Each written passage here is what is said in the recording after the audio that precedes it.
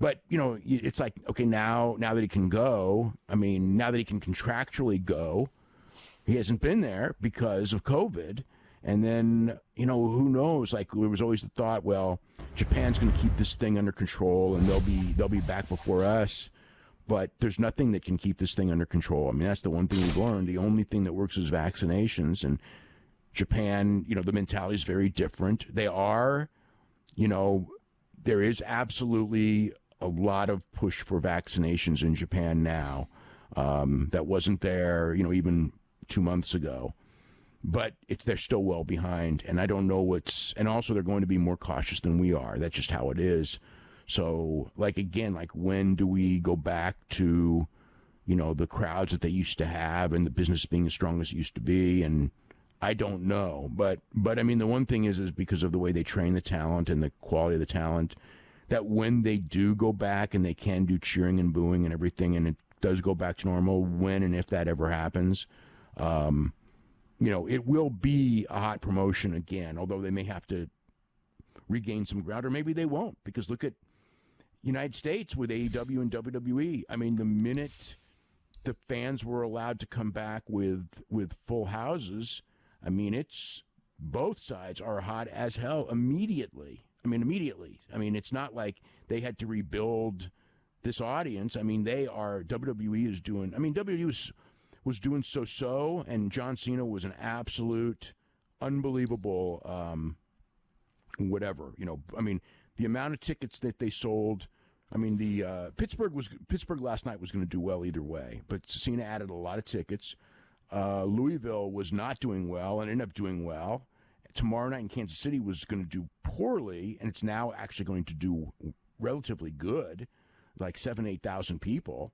So, and this is all last week ticket sales after Cena was announced for these cities. So, he you want to talk about a difference maker in modern wrestling. They say nobody is, and he is.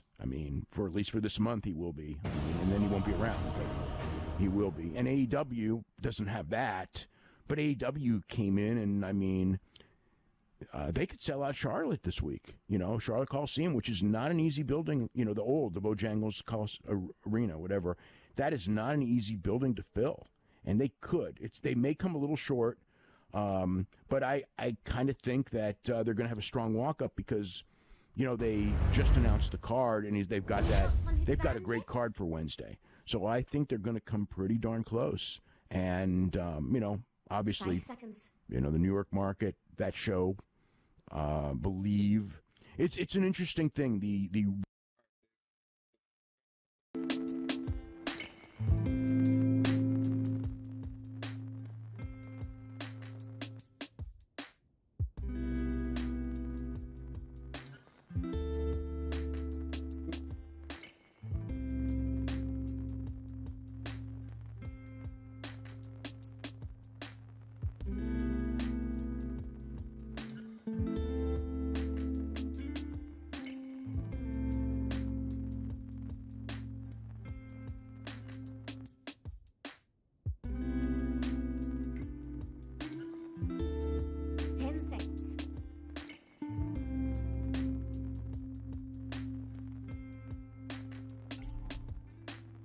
Those with honor might pause here. Ooh, who should they pick, Jet? Time out! Someone's missing.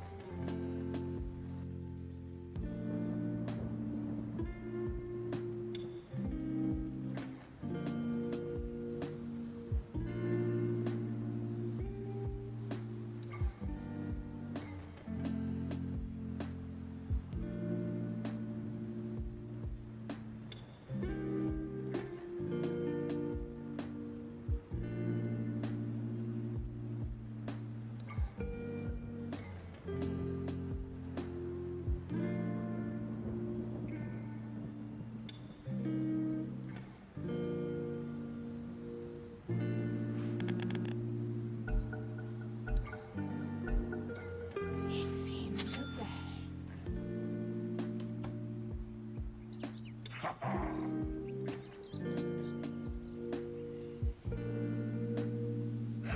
on earth.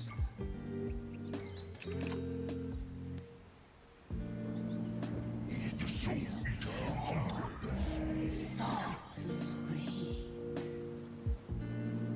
The ground burns. I know criminality age. Bring the Evanophone's first and greatest revelation. That this one will be in the bag. Yes. I like what I see.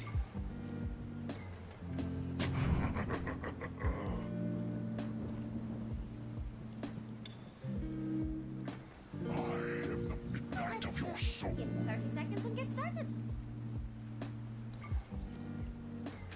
Yes. Where did I put my snakeskin bag? Because this one, my The friends, fire spreads.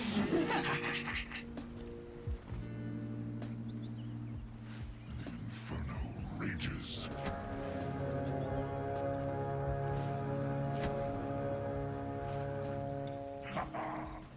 Now the battle begins. The fire starts now. The soul eater hungers.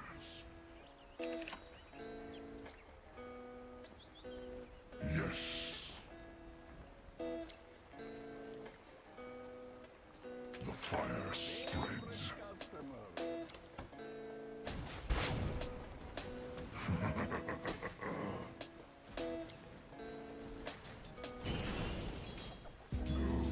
Yes.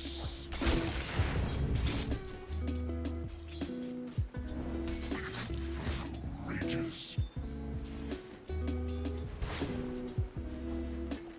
The ground burns.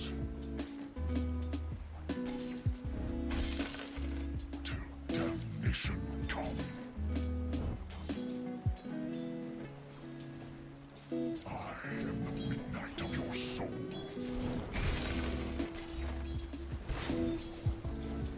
Bring it. My sword flares. Hell's on earth. The soul eater hungers. I am the midnight of your soul.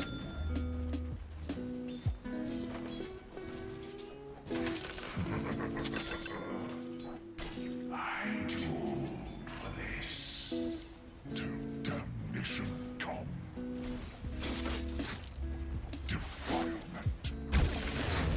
Yes.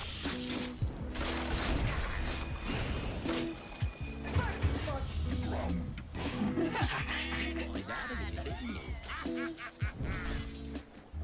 burning steel.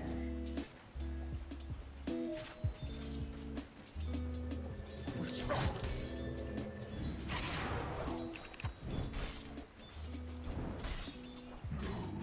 Yes.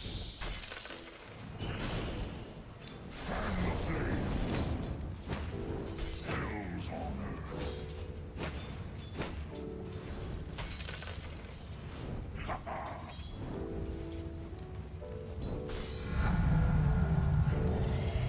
My soul, the fire spreads. Bring it. The inferno rages. I am the midnight of your soul. Almighty money. Attack.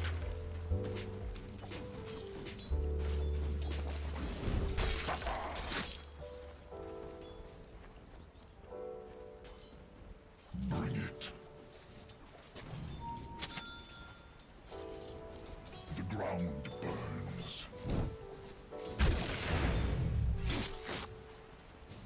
Oh, yes.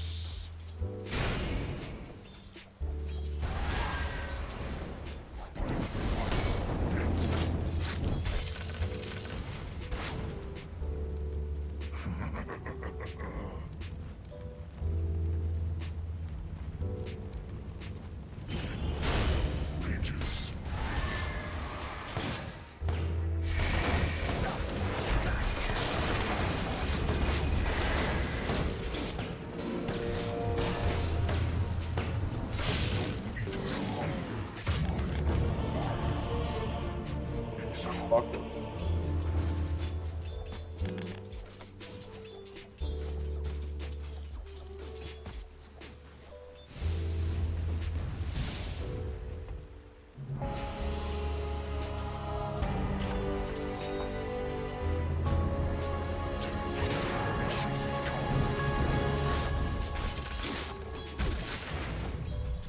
The fire spreads. He's always mid. Yes. I don't know which lane he's coming from. Yeah, I don't know why he's mid. He literally has like very little kill potential. He's been here 3 times. Hopefully that lane's going good. The ground Trying to get my courier or something.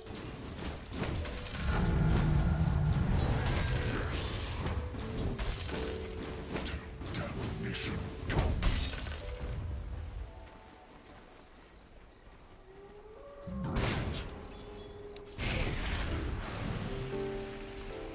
Slash and burn.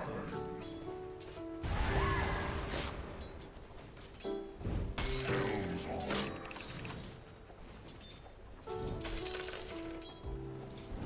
Yes.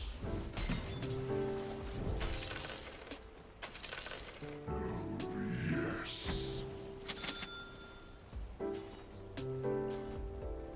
I am the midnight of your soul. They have a sentry ward here. The inferno rages.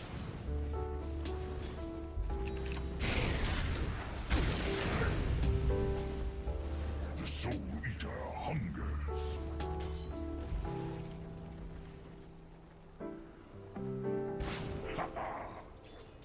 Bart's not in line, he's chasing.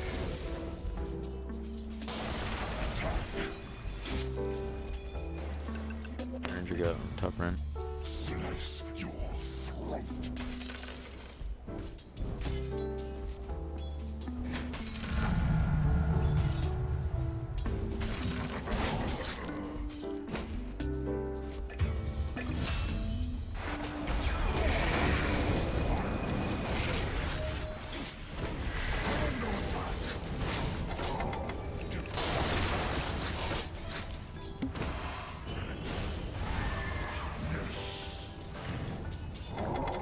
Ready. The ground burns. Soul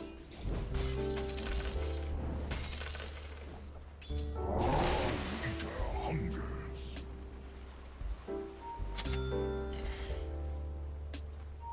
The inferno rages.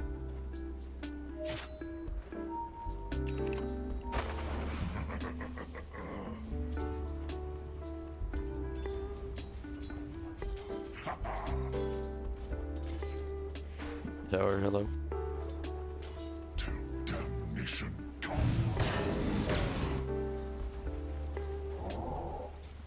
I am the midnight of your soul.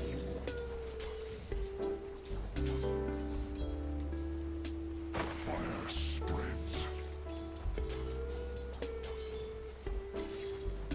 Bring it. Hell's on earth.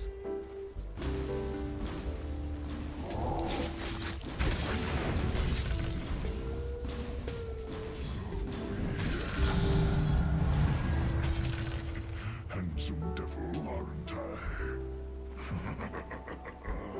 Your middle tower is under attack. You're right, Jax. They really should do something about that. Yes.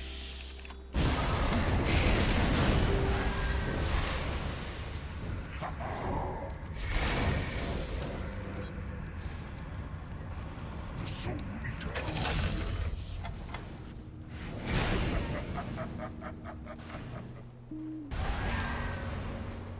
I'm not ready.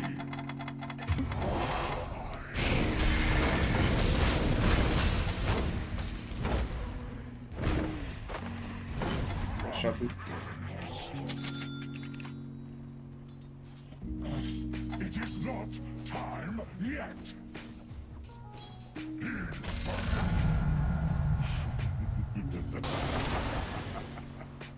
inferno rages.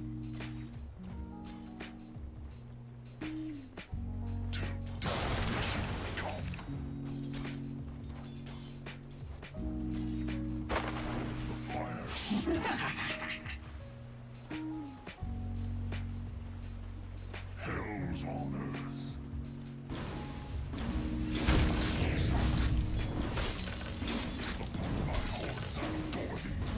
mid again. From the goddess.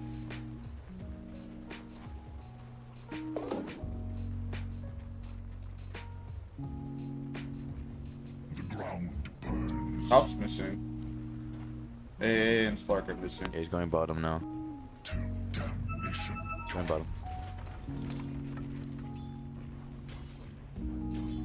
Bring it. Hell's on earth.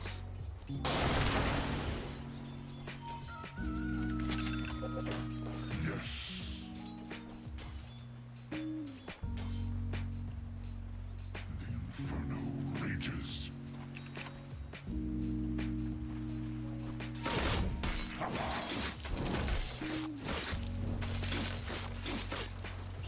I am the midnight of your soul.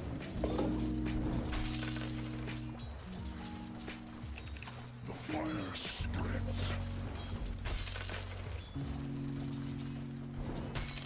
Oh, yes.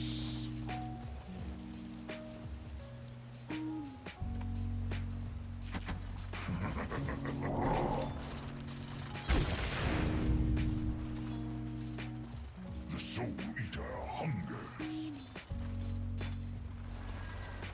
The inferno rages.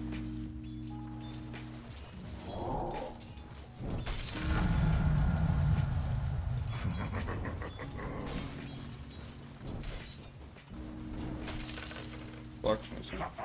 AA blast coming in. The fire spreads.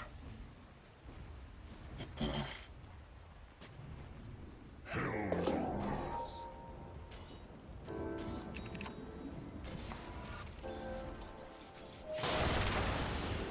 Bring it He's gonna come here. to damnation. Come.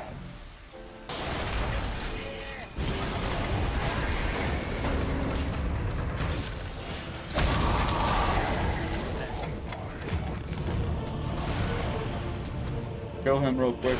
Yeah, nice. You're dead, but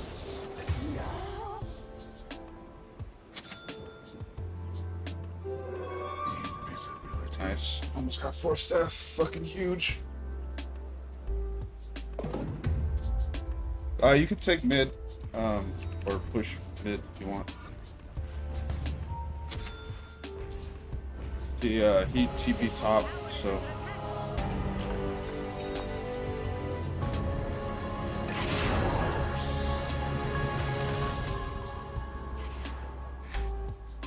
they know about our stacks. They know about our stacks. We gotta take these stacks quick, Medusa.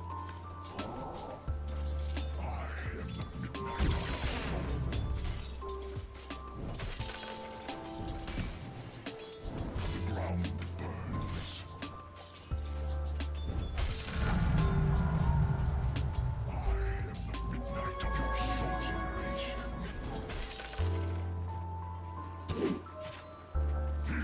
Inferno.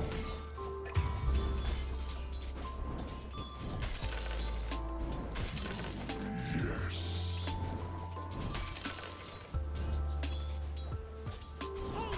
Damnation come. It's not time yet. By the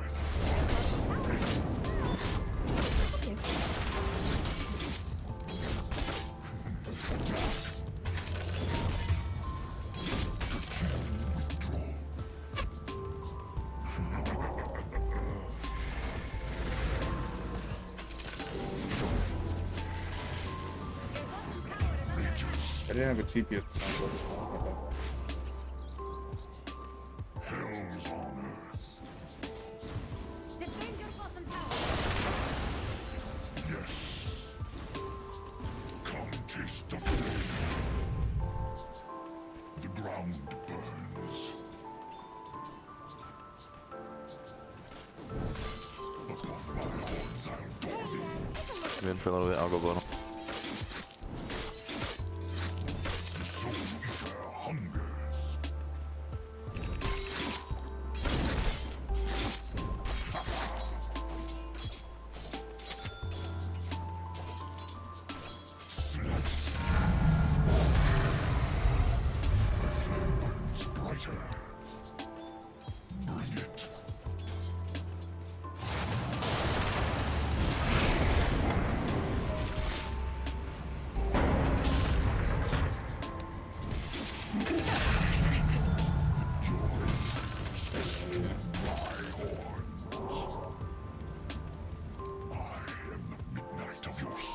can just kill people. Watch out.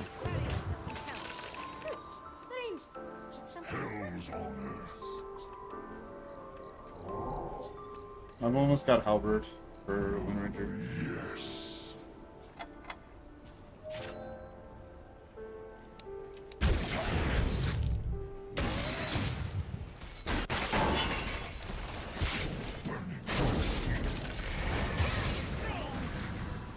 Just keep pushing other lanes. They're grouped as 4 for some fucking reason. The fire spreads.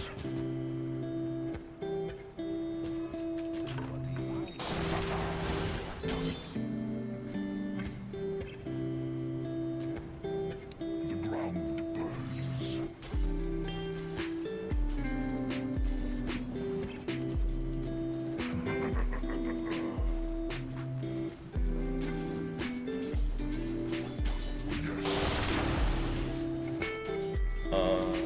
Slark top. Just gonna stop him from pushing. I'm coming.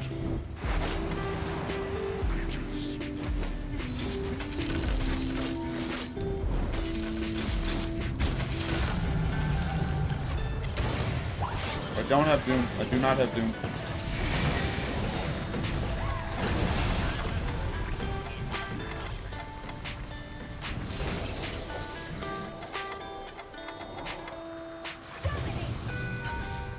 The soul eater hunger. so damn bad, actually.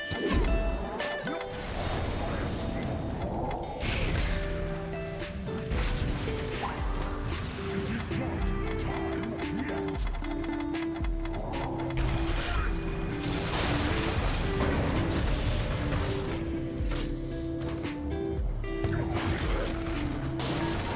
I have Doom in Go. 5. I have Doom in 5.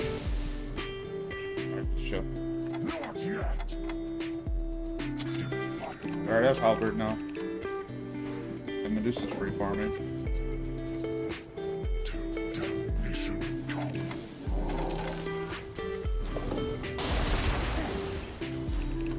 Fire spreads. Yes. Here's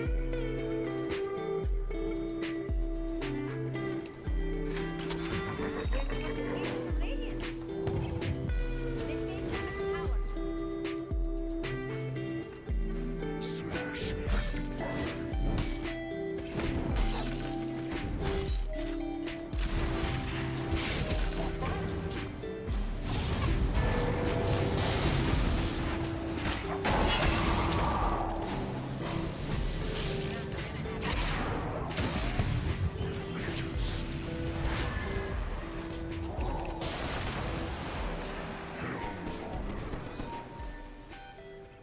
I'm not ready. Oh, yes. It is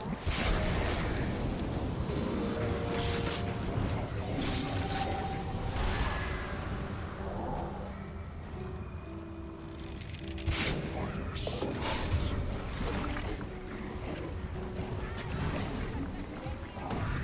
midnight of your soul.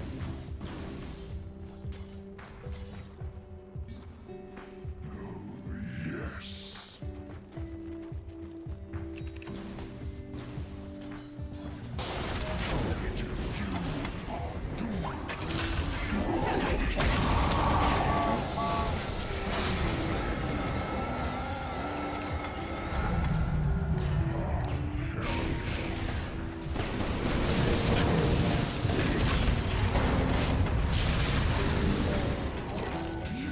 Ashes. Nah, don't chase, don't chase.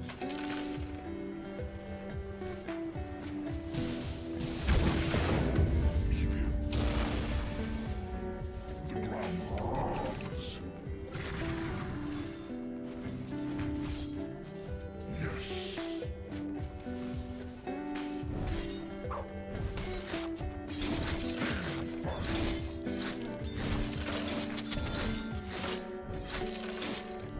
Attack.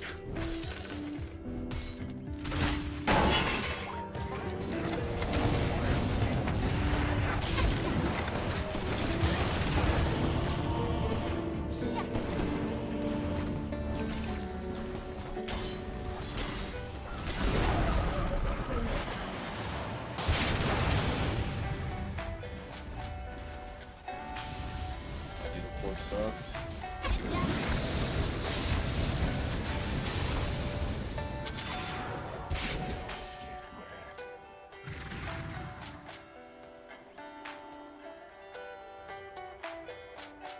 Just deward this area. They have that entire ward area warded.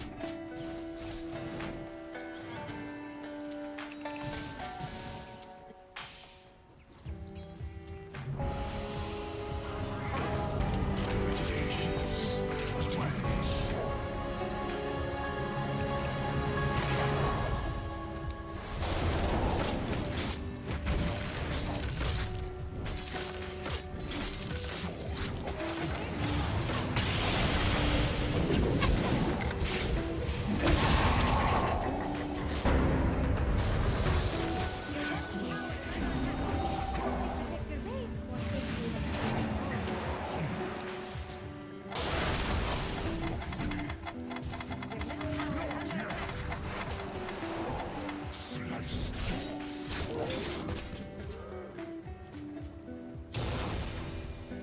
I'm not ready. Oh, yes.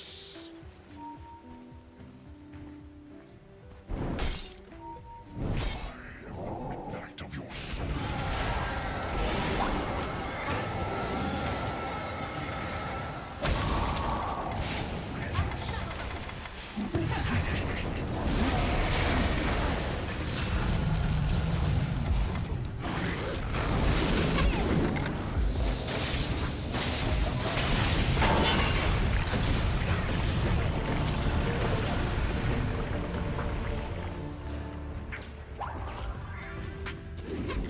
Your bottom tower.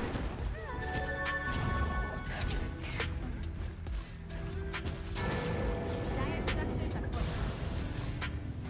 Hey, take a look at this. What is that tower even doing? Well. I think you get out now. The enemy's top tower has fallen. It was only a matter of time.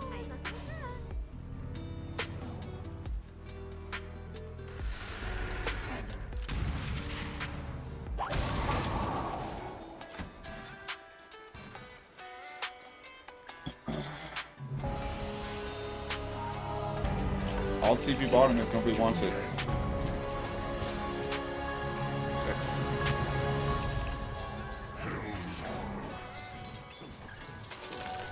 Waters rise. Slash and burn.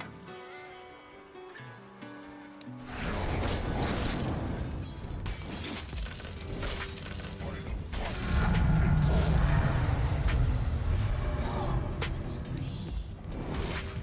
Attack.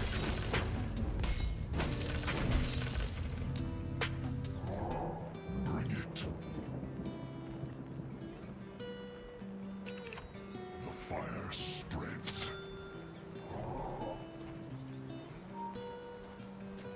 The ground burns. Till damnation come. In 30 we can smoke.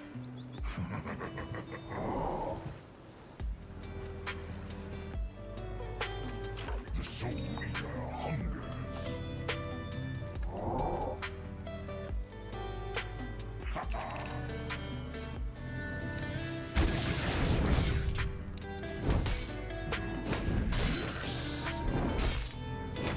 They're in that area. Hell's honor.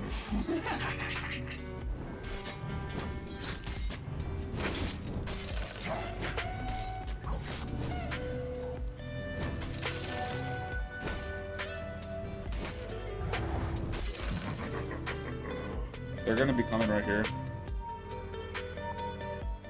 You realize Soul Eater hungers.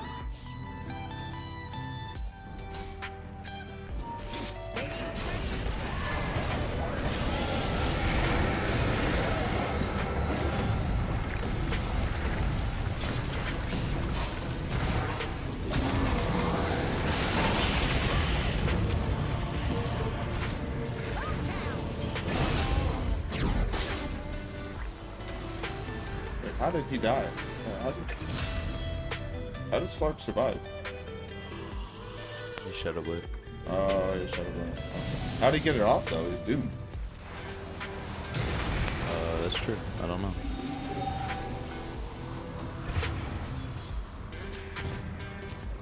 He doesn't have Shadow Blade. He must have got Glimmer. Okay, Glimmer. Snap eight. Hey, can you? Oh, we can't cap that. Never mind.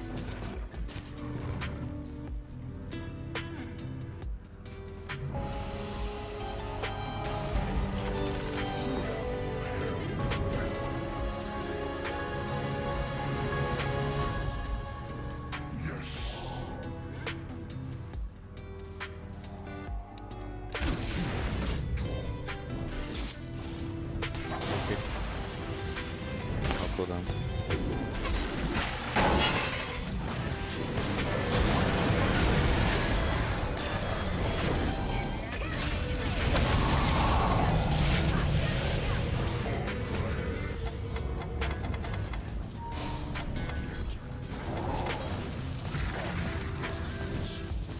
Push.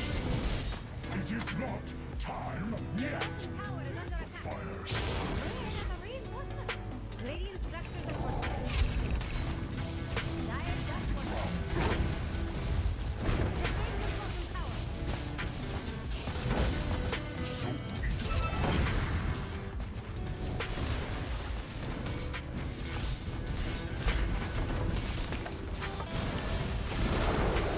The enemy's top tower is falling. Come taste the flame. Radiant barriers.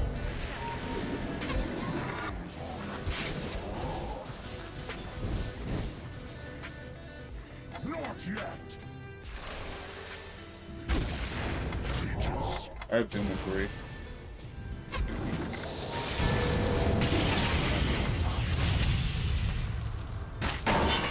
That's kind of weird.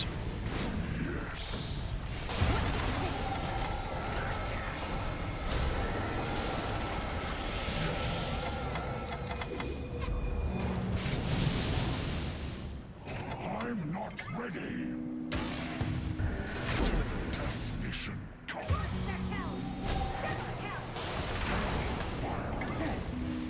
Oh, I need to get out. Light of your soul. First coming care.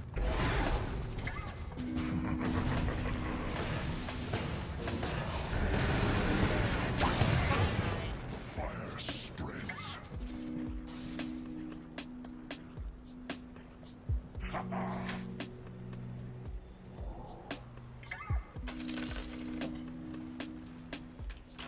Bring it.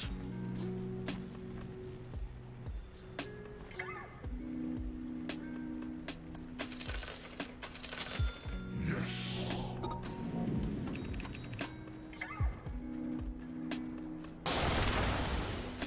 The fire spreads.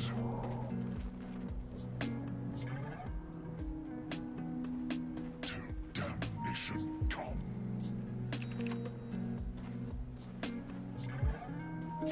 The ground burns. It is not time yet. Ha ha.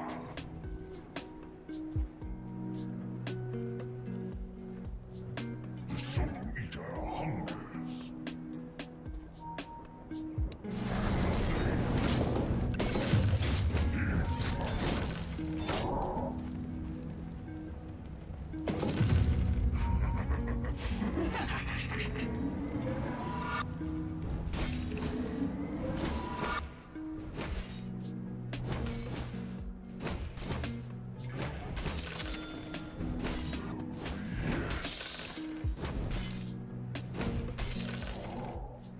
There's an elven tunic in the. Light of your soul.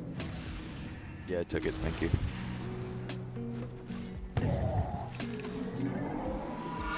Inferno rages. Hell's on earth. DD here. The DD. Yeah. A good fight. We can rush in with this.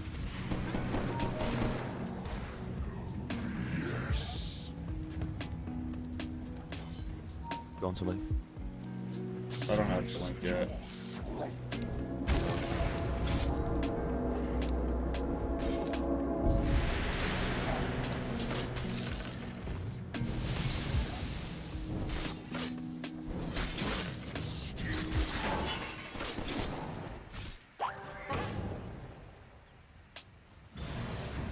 Rages.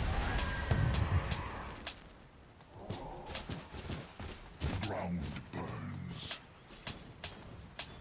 Your bottom tower is under attack. The Soul Eater hungers.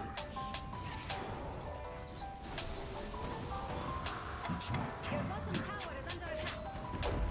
Yes. Go fight. Yep. Fusion here. BD, we're strong. We have Doom up too. We have all ults up.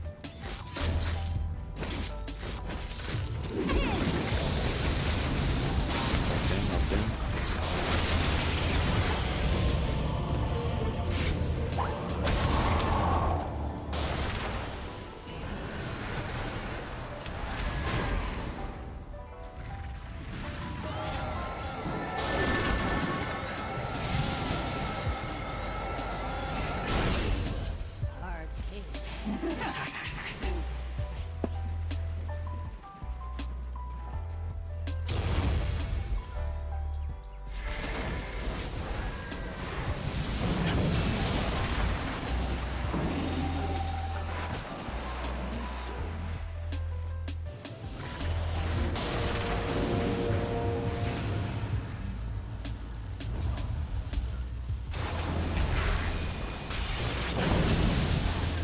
Nice. Just take that bottom tower. You can backdoor it. I am what can't be killed.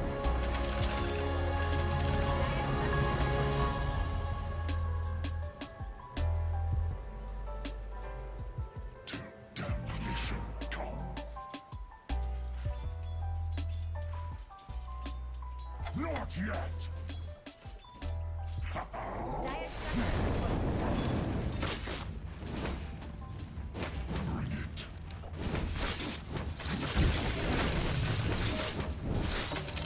Just go. Without AA ult, I'm not that afraid of anything. I am the midnight of your soul.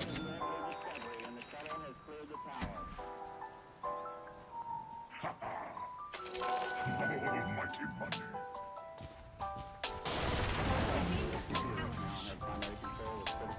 Radiant just fortified. Yes. So, what are your feelings around it? I'm not ready.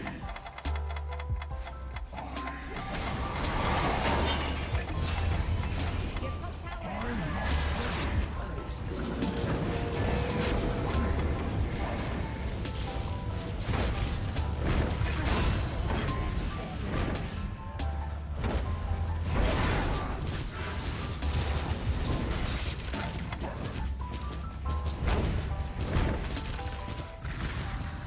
Radiant structures are fortified. Your top tower is under attack. Your bottom tower is Soul Eater hungers.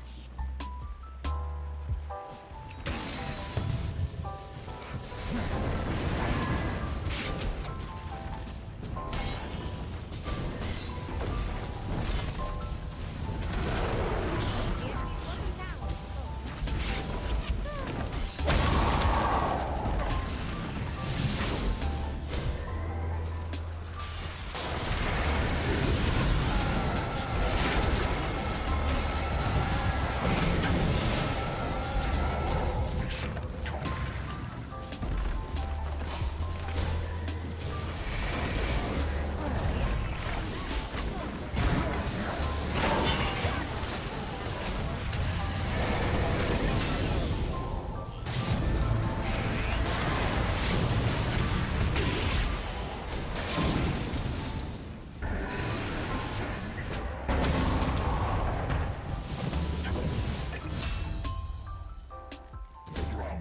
Get out. Me and Medusa are just getting out.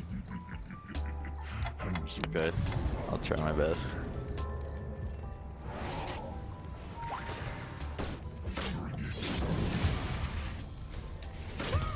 I think I fucked up, boys. Yes. A little too eager. Took Rax.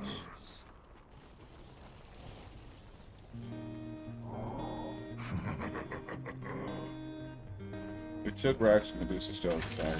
I don't think. Treasures. To damnation, Tom.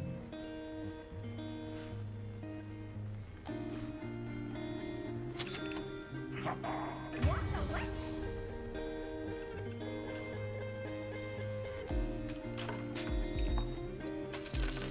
Inferno rages.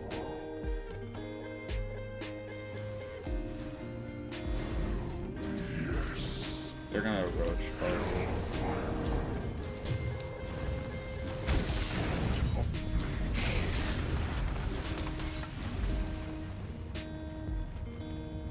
To damnation, Tom.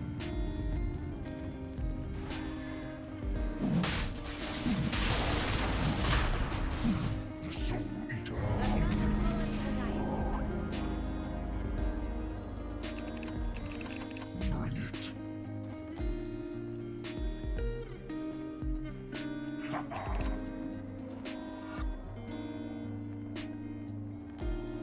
The ground burns.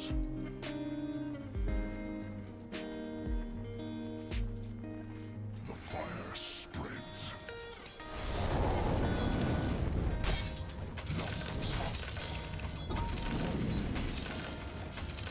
Inferno rages.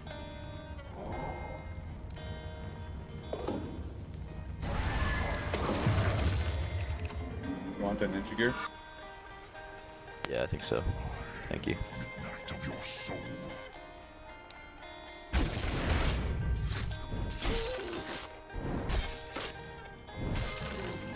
Yes. The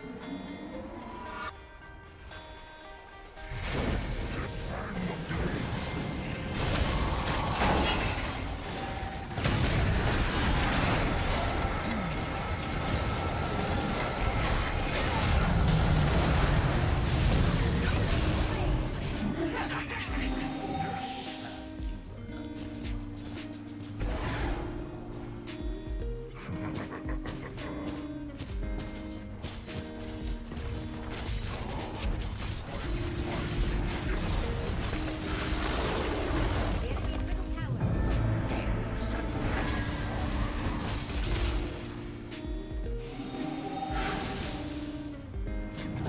dire just fortified.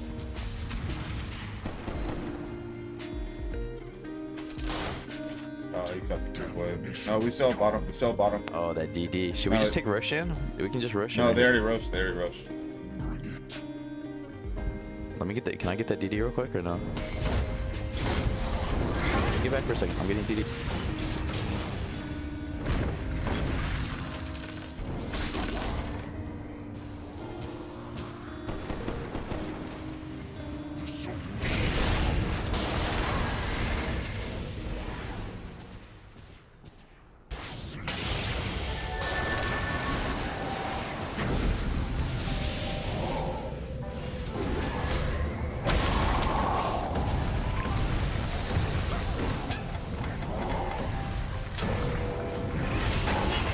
Save Medusa.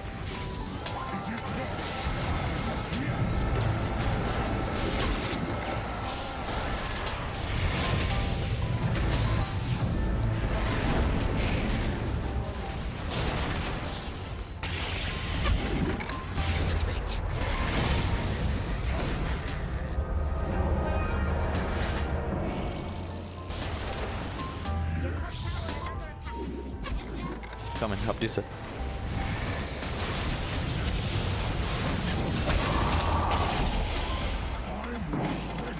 Ice cracks.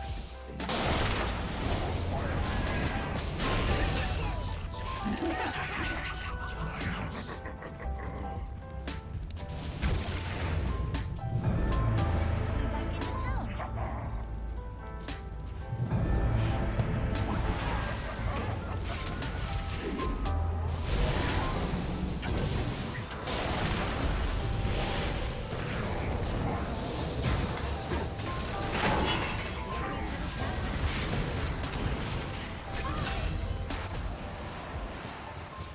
towers. Don't need to chase. Okay. See?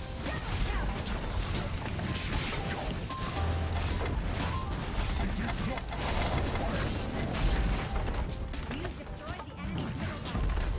The enemy's middle barracks has fallen. Destroy enemy's top tower? The enemy's top barracks has fallen.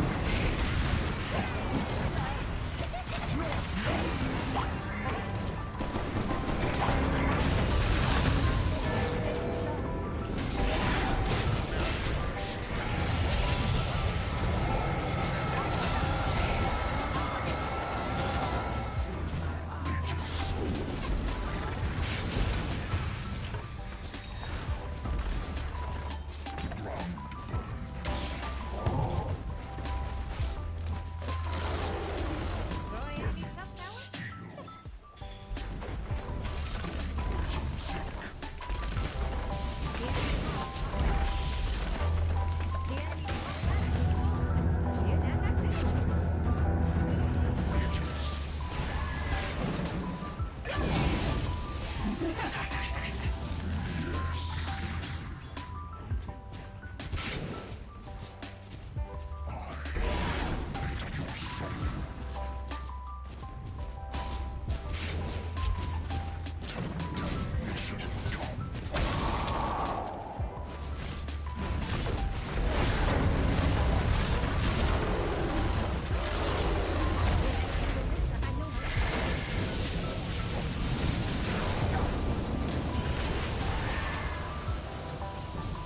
Alright, GG, boys.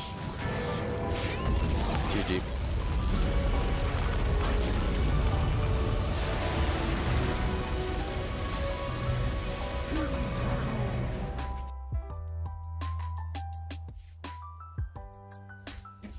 That was such a weird. Oh, my fucking camera.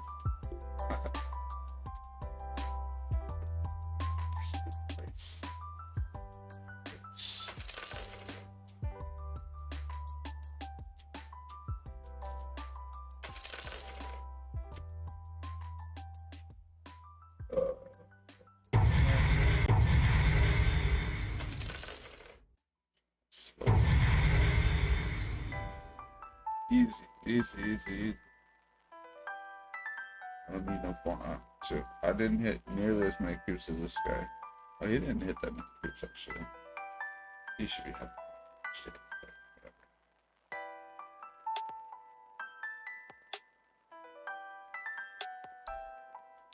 Stunning stage.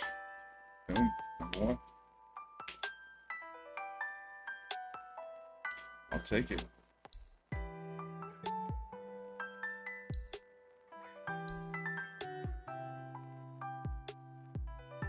So in the top 3 entire game. I barely hit any creeps.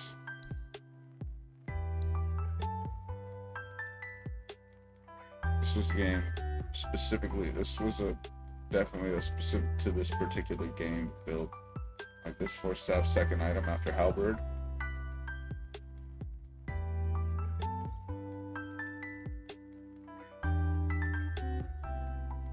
Easy. That's what you call easy stuff, boys. Alright, what else? Let's watch this.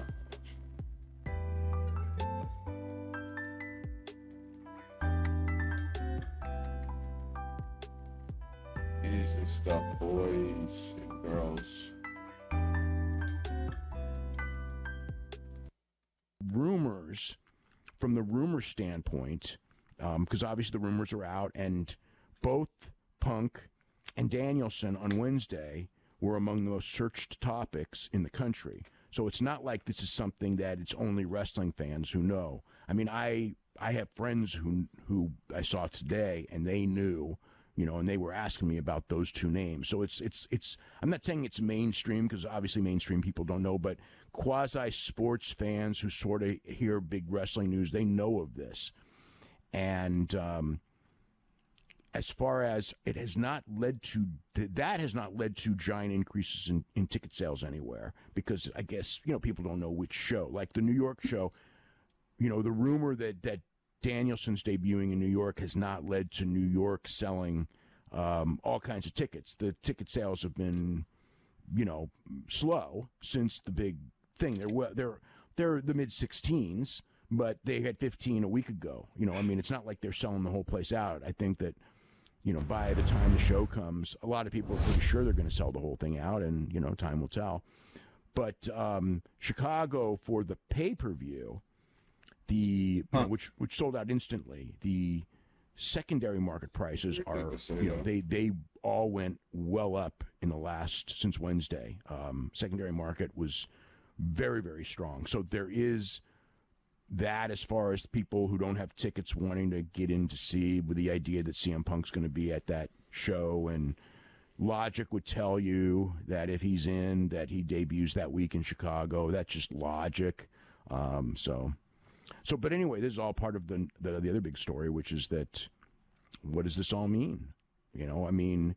Obviously, I think with Danielson, I think there's certain things that we know with Danielson, and one of them is that he's going to come in and he's going to have great, great matches with all kinds of people. And with Punk, he may. We don't know. He's a little older, hasn't been around wrestling as much. His body was kind of beaten up by the end. But I'll tell you what we do know, that Punk's going to probably come in and do fantastic promos. We know that Danielson's going to come in and do fantastic promos. That's a given. What will it mean as far as ratings go? The big thing now is if they can boost numbers, and WWE gets hurt on Monday by football, which they will. How close is it? And it could be close. If WWE did not, I will say this: if WWE did not have fans, and this happened the way it was, I would say with almost certainty that AEW would be fighting tooth and nail and beating WWE some weeks. With fans, the WWE numbers are going to be higher. We don't know where they level off at. Do they stay in the, I don't think they're going to stay like the Raw number. It's not going to stay at a 0.57 because that's seen as first show, first live Raw with fans. It will fall. All right, I gotta go throw some laundry.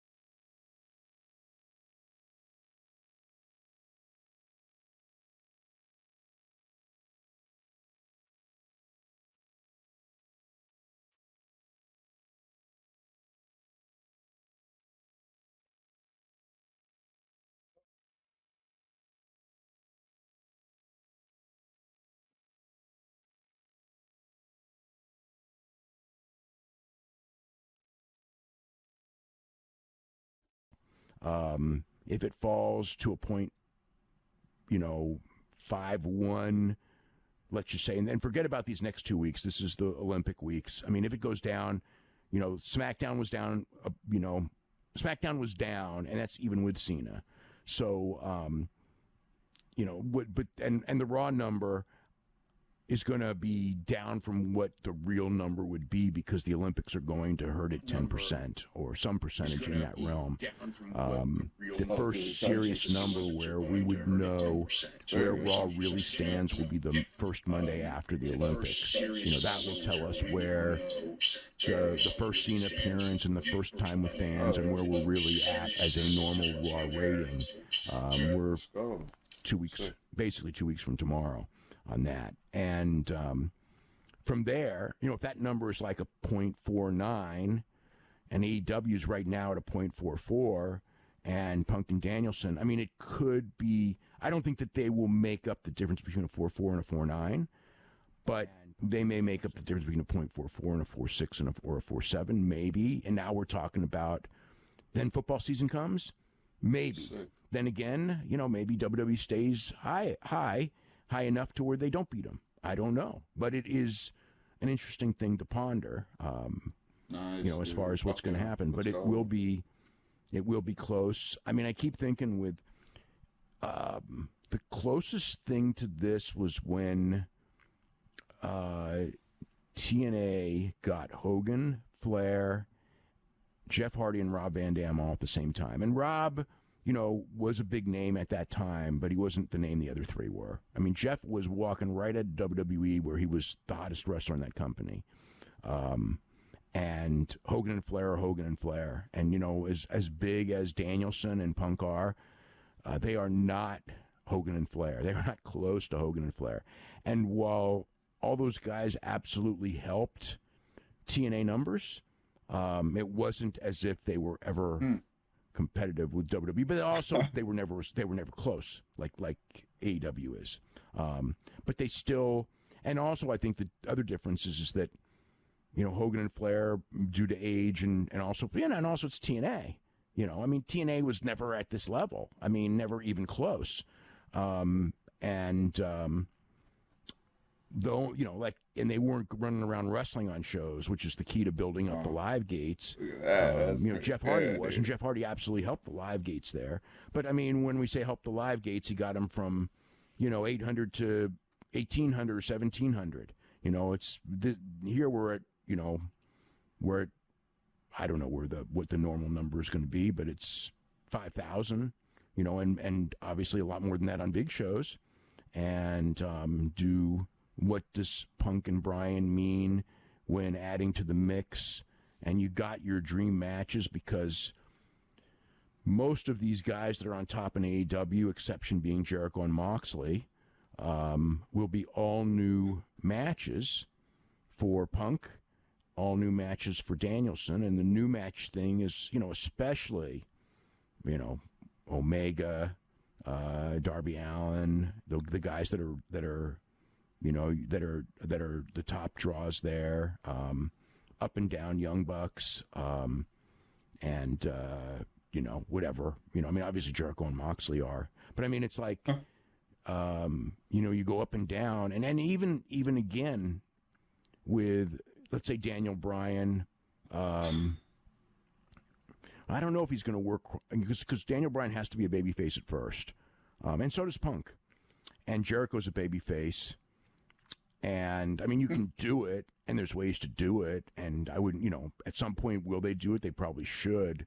But I think right off the bat, it's really the guys like MJF and Omega that are going to be the big matches, and maybe some of the others.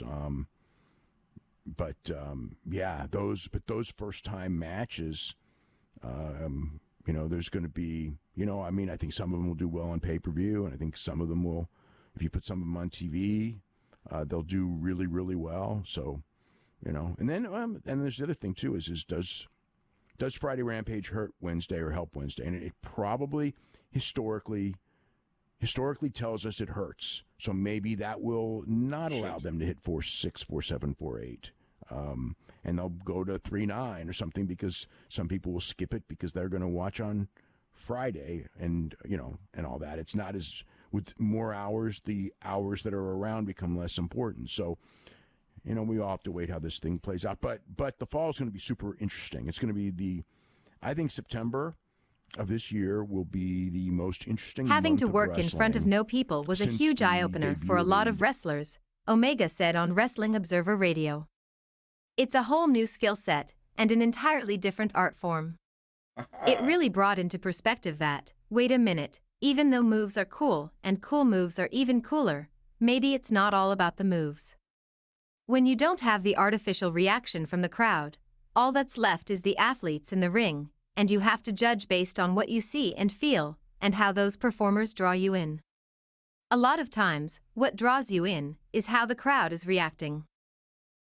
Omega continued by discussing how he does tape study to get a different perspective when watching matches.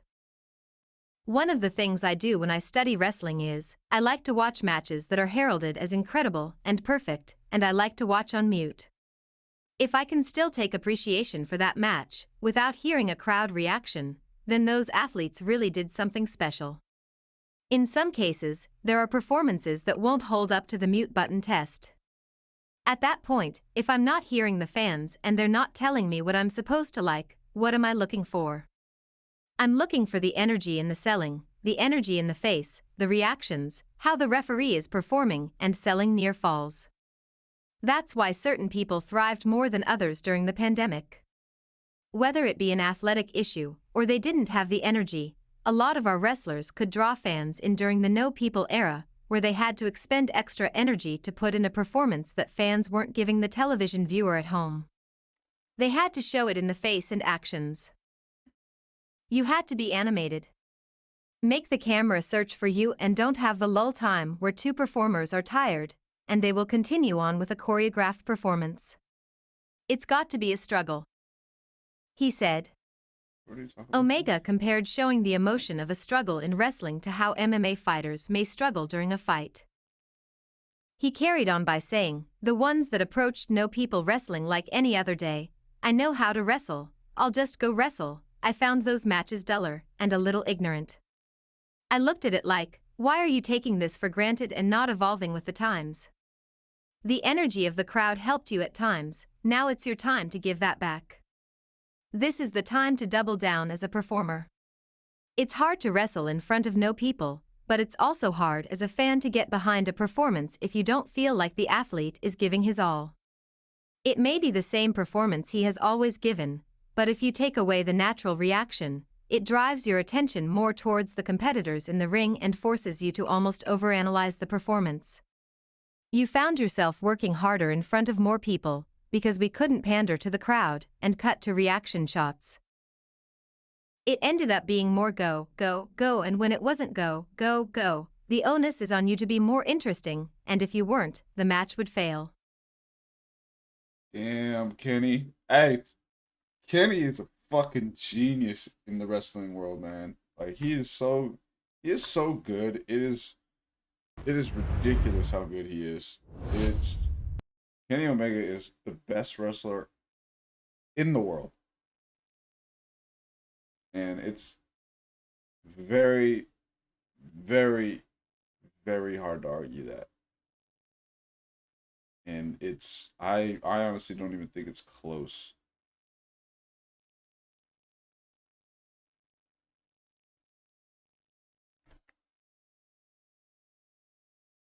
If they do it at I wouldn't be surprised if they did do it at the Dynamite before All Out. Because that would pop such a big buy rate for for All Out. Like, it would be insane. The buy rate on that would be absolutely insane.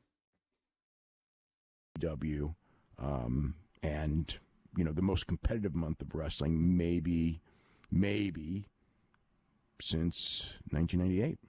Hey, if you're a big fan of Wrestling Observer Radio, we got 12,000 episodes of all of our podcasts up at our website, WrestlingObserver.com. If you sign up today, you get access to every single one of them. The 12 to 18 new shows that we do every single week. You can podcast them, listen to them on the road, at work, working out, in the shower, wherever you listen to your podcasts. And also full access to the Wrestling Whoa, Observer. whoa. Watch at nah. Watch at nah. Watch at nah.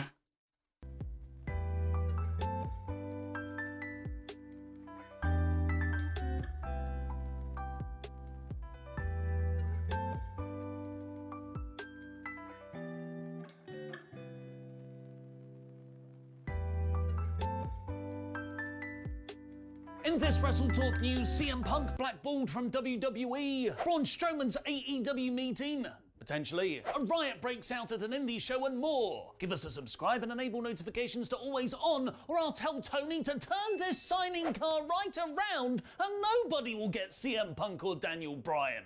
It's on you now if they don't debut. Support This Wrestle hair's Talk. coming in.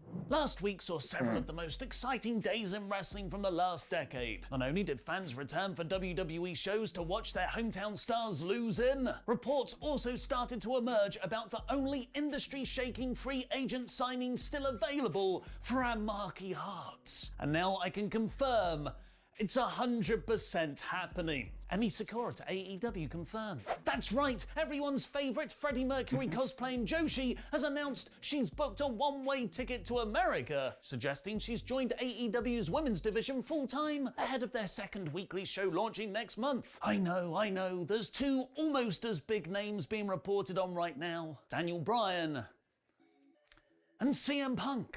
Now, I've had a running gag on this channel for about 4 years, where regardless of who a signing story is about, I will end it on some variation of Phil Brooks' wrestling name to some wrestling promotion.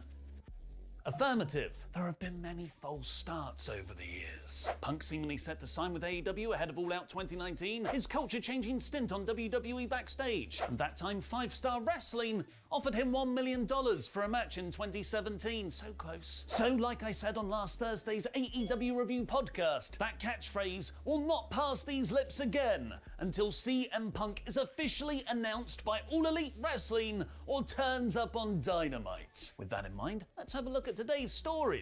AEW co-executive vice presidents, the Young Bucks, have made their latest jokey update to their Twitter bios, with it currently reading, "Are the rumours true? I don't know. We just hope they'll take our finish well." 2 crying with laughter face emojis. They're of course referring to the rumours of Daniel Bryan and CM Punk signing with AEW and how they'll beat them. Back down, Bucks. Their first feuds have to be with Cody. It's the law. CM Punk returns.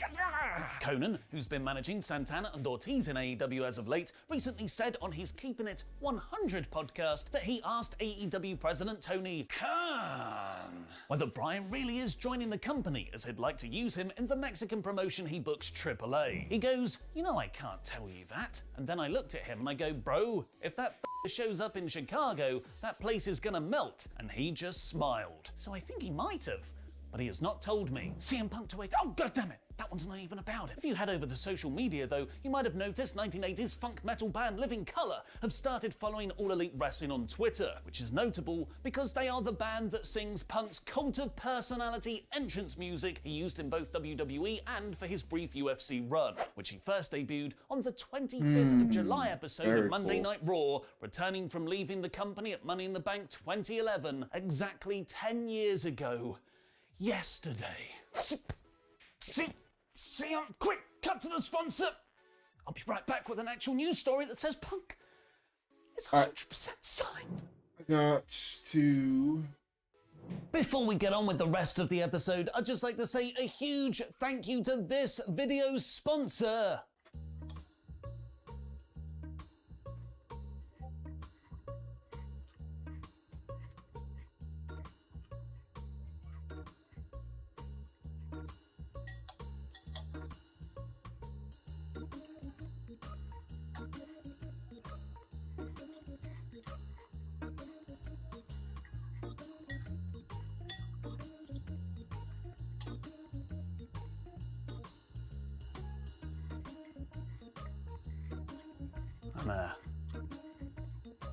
I'm still going there. I sure do like my cereal. Magic Spoon, we're sponsored by Magic Spoon, which you can get $5 off on your order now by clicking the link below. I love cereal. Look at the size of my cereal bowl. It has the depth of 2 of your normal bowls, peasants. But about 8 years ago, when I decided to start being healthy, I stopped eating the cereals of my childhood. I had too much sugar in, void of nutrients, and I was swallowing too many free toys. Ever since, I've been eating muesli, dry, grown-up muesli. Well, screw you, nuts! Or whatever's in muesli. Because Magic Spoon has recreated the delicious cereals of your youth in healthy style. With 0 grams of sugar, 14 grams of protein for the muscles, and only 4 net grams of carbs in each serving, and just 140 calories. Which means I just have 2 servings. You can try Magic Spoon in 4 delicious flavors. Cocoa, fruity, which I can't show because it will clash with the green screen, peanut butter, and my favorite, because I've eaten them all now, Frosty. And they pair particularly well watching New Japan shows in the morning. So click the link in the video description below to grab a variety pack and try it today. And make sure to use our promo code WrestleTalk at the checkout to get $5 off. Or just go to magicspoon.com/WrestleTalk. And if you don't like it, Magic Spoon has a 100% happiness guarantee, meaning they'll refund your money if it's not for you. So please click the link below, magicspoon.com/WrestleTalk, or use the code WrestleTalk to get $5 off your order today. Just clicking that link helps support us here at WrestleTalk, so please at least check them out. Support WrestleTalk. Support Magic Spoon. I trust you know what you're doing. Since Fightful Select broke the news last Wednesday that CM Punk was in talks to return to the ring somewhere, most likely AEW, Ringside News added that as of right now, it is a done deal, and both sides are just waiting until they are in person to sign the contract. Cassidy Haynes of BodySlam.net, who was the person who broke the story about Daniel Bryan signing with AEW, has corroborated that, saying he was told that Punk is 100% for Chicago. They want CM Punk in Chicago, they want him to be there. It's not a matter if, but when. You know, they have Wednesday the 1st Dynamite, they have Friday the 3rd's Rampage, and they have Sunday the 5th's All Out. Would you rather Punk debuted for AEW on the Dynamite before the pay-per-view, as the big go-home angle to drive viewership for Rampage and buys for All Out? Or just have him as a surprise appearance at the pay-per-view itself? Whatever you think, tell me CM Punk to oh god damn it, in the comments down below, because I'll be replying to as many people as I can for the first 30 minutes after this video goes live from out of nowhere. With Punk and Bryan's AEW debuts reportedly being a done deal by this point, the main question now is becoming how? There are 2 conflicting versions of this. Dave Meltzer has written on the Wrestling Observer forum that Bryan's AEW talks go back a few months, but he's been holding off on making a decision until recently to see what WWE would come up with. It was reported in June that WWE President Nick Khan, no relation, was in talks to establish a working relationship with New Japan as a way to keep Bryan happy if he agreed a new deal with them. Whichever promotion out of WWE and AEW got the New Japan talent exchange was apparently 90% of where Bryan would end up. The WWE and New Japan talks obviously didn't work out, as last Wednesday's Dynamite saw a New Japan title change hands in the main event between 2 AEW contracted wrestlers. BodySlam.net, however, claims Meltzer couldn't have known about Bryan and AEW in May, as talks between them didn't actually start until about 2 or 3 weeks ago, although they were having talks internally. This was reportedly when they decided to debut Bryan on the 22nd of September episode of Dynamite in New York, which was still the plan before the weekend. But as great as long-term booking is, the card is always subject to change, especially when CM Punk. CM Punk.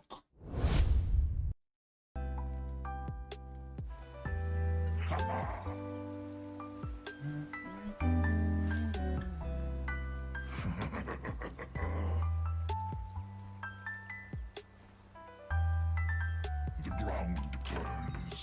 30 seconds. The Soul Eater hungers. Bring it. Need a front line. The ground burns. The inferno rages. At last, Jax. The final battle begins. The fire.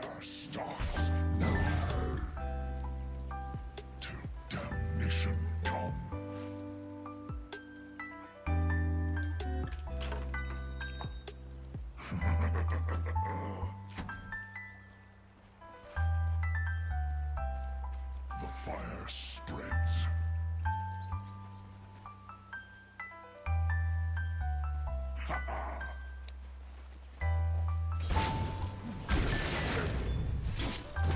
The Soul Eater hungers. Inferno. I am the midnight of your soul. Steal your face. Yes.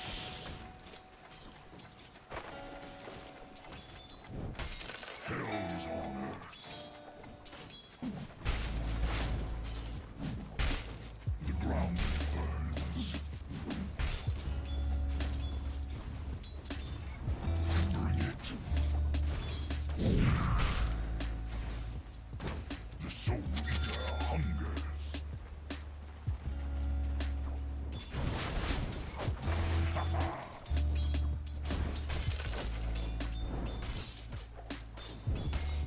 Till damnation come.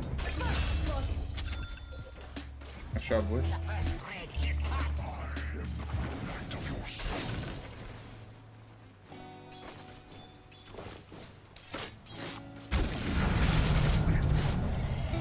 My soul hunger grows.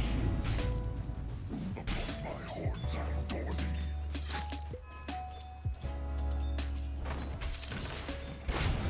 Attack. The fire spreads.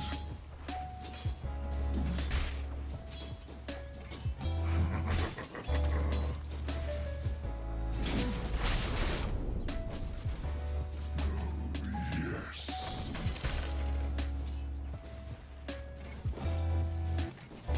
Sword of flame.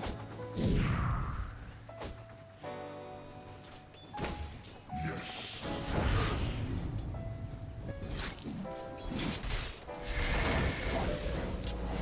Firestorm. Hell's on earth. Slash and burn.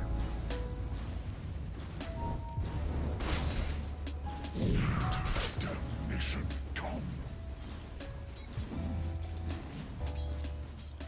The ground burns. I am the midnight of your soul.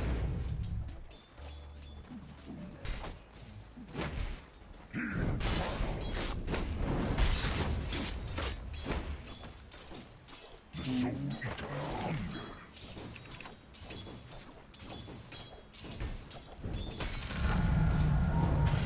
My sword flares. Bring it. Okay.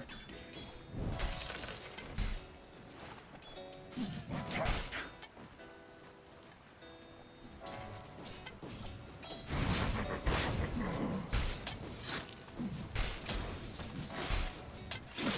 Burning steel.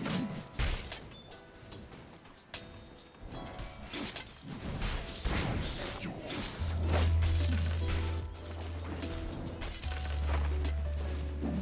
Hell's on earth.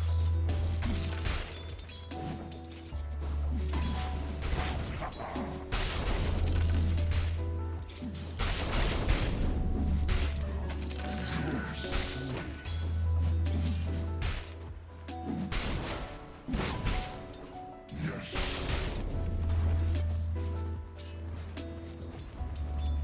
By the fires of the pit. Upon my horns I'll adore thee.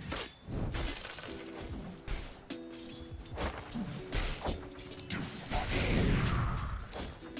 The inferno rages.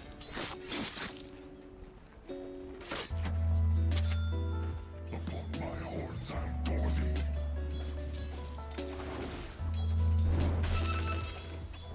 Burning steel.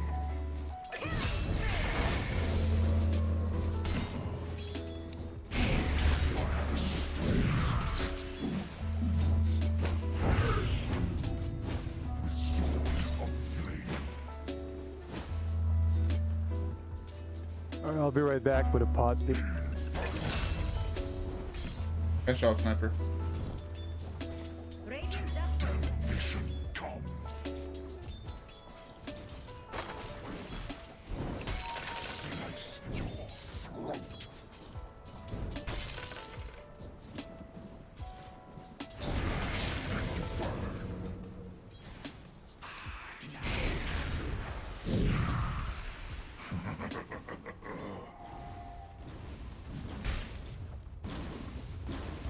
Hell's on earth.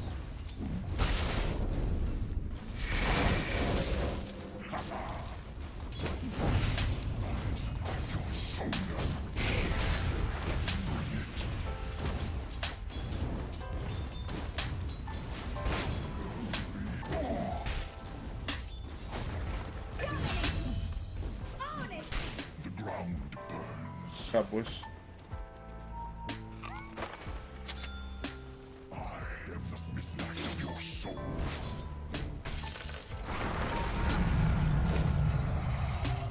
My flame burns brighter. The fire spreads. We're under attack.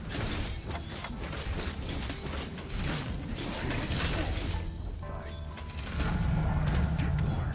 The Soul Eater hungers. Come taste the flame.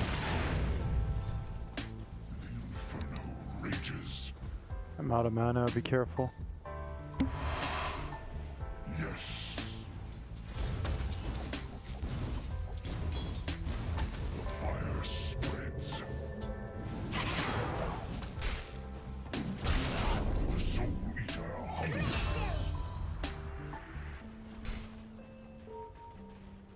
Yes.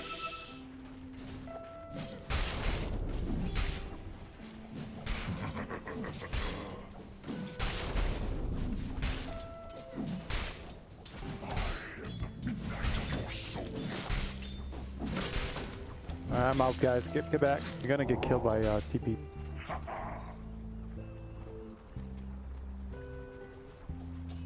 Hell's on earth. Almighty money. Defilement.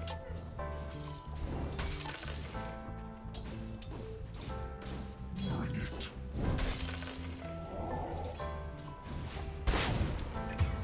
To damnation come.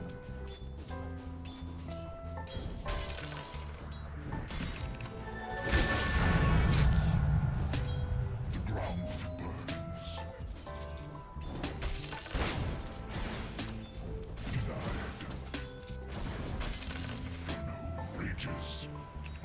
Boy's missing.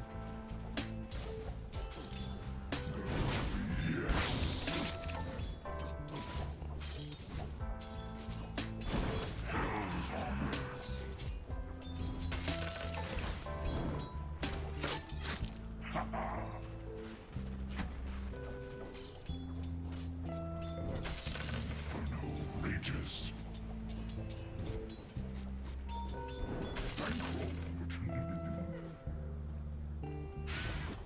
Yes. Defend your top tower. You know, Jax could take care of that. The ground burns. So, what are your feelings about that? Yes.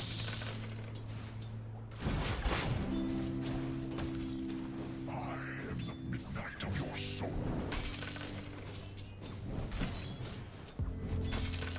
The fire spreads. Boyd hasn't been in lane for a little bit.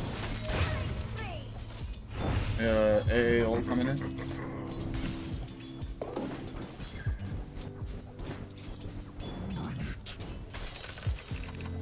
Not going to happen. By the fires of a pit.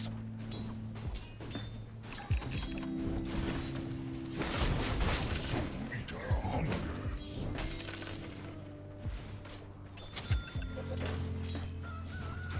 Attack. You realize Damnation come. it's like the end of a The ground burns. They got 3 bottom. Hell's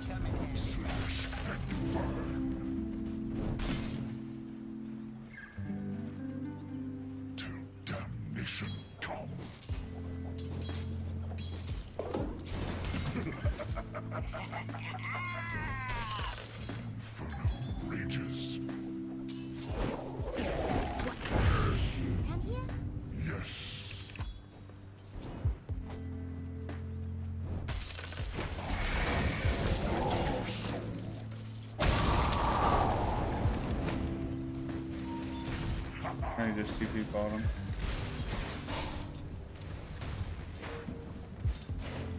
Bring it. The Soul Eater hungers. Evil. I am the midnight of your soul.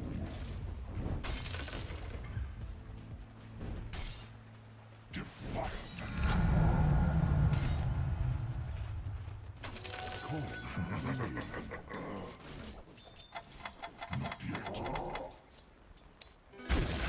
On Earth. The Soul Eater hungers. Bring it.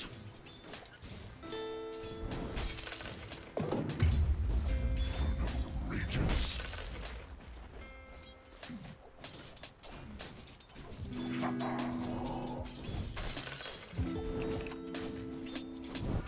The fire spreads. Yes. Your top tower is under attack. I hope you're getting something out of it. King withdraws. Oh, yes.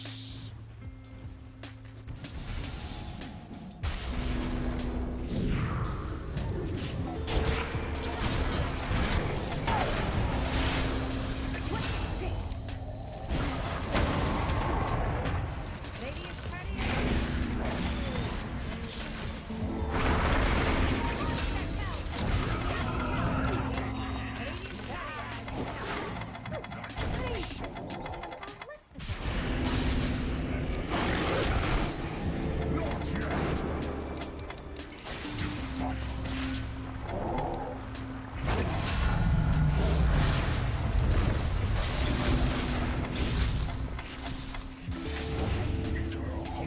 Dire's courier has been killed. Careful, they're about to TP back in. Alright, I got blink now.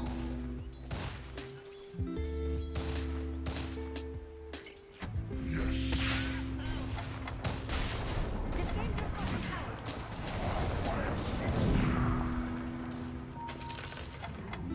Yes. Hey, take a look at your generally other way around. Radiant structure.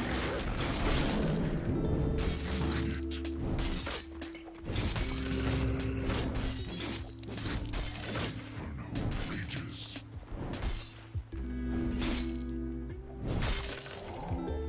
Till damnation come. It's not time yet. The fire spreads.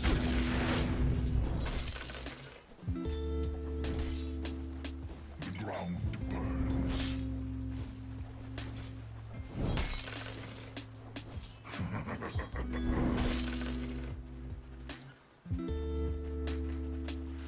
Yes.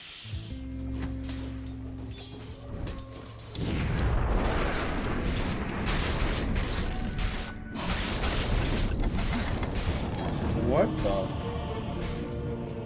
What a lucky little bitch. Wow. He literally has to get all of those there.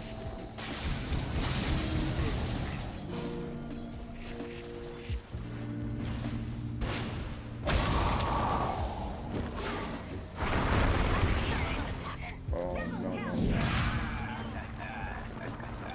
This is bad, guys. Fine. Defense delivers me to life. Hey, we can kill him. Bring it.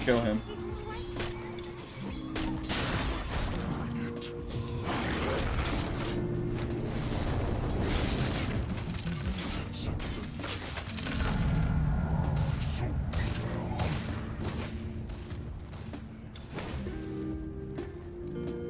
The ground burns.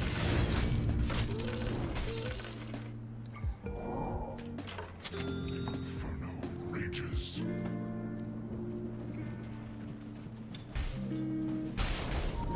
I think if I get a +1, he's dead.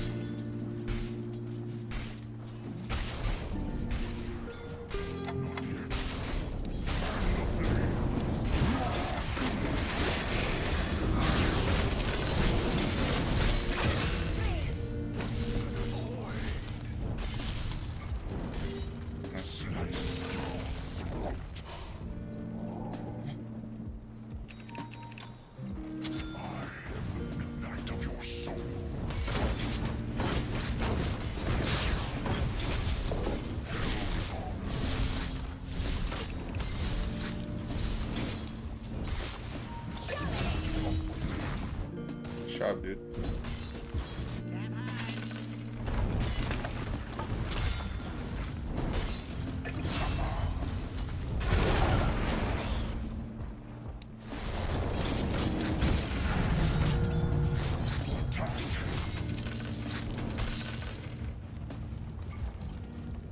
Damnation come with gratitude.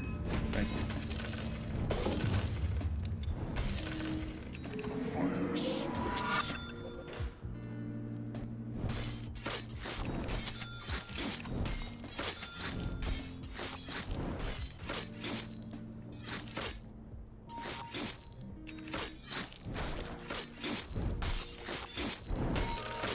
Got vision around here.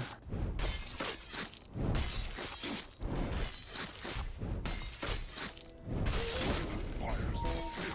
Yeah, this is warded. Don't go there. I am the midnight of your soul. I think +1 we kill Void again with Weaver. Weaver can chase him down. Hell's on earth. You know that all-important little tower of yours?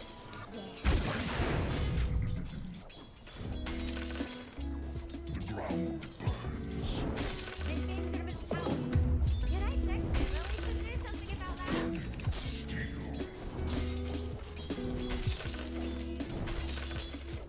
Yes.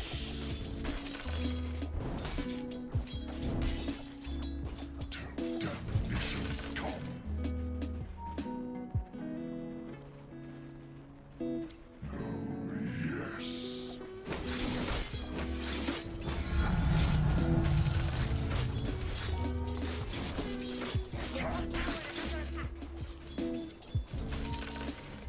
Radiant just won.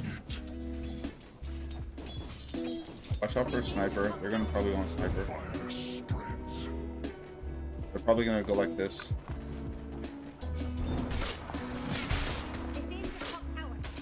Why does that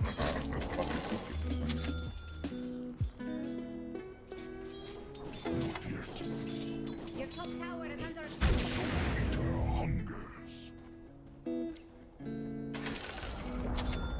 Yes, Jax, I know top tower was your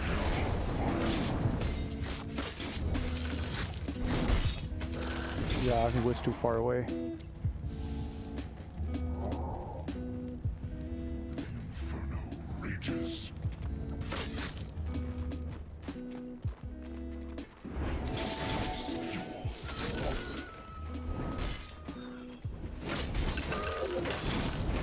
The enemy. How could they let it happen?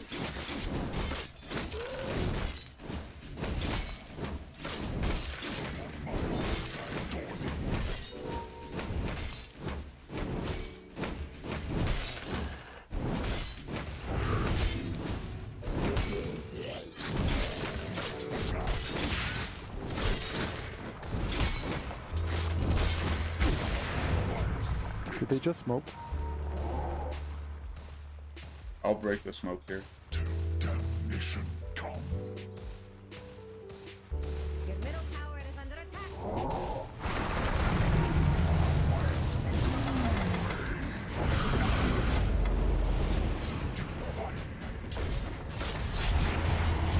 You don't have to drop your ult on him. He's already dead.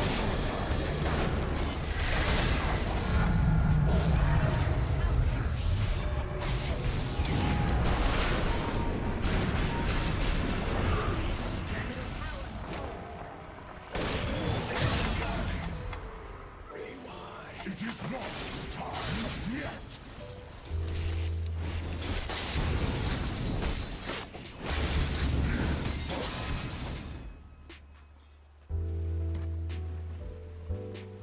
Hell's on earth. Are you going for him, sniper? I can catch him. Yes.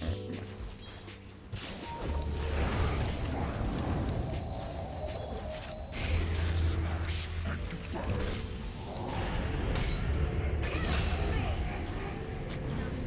Bring it. The Soul Eater hungers.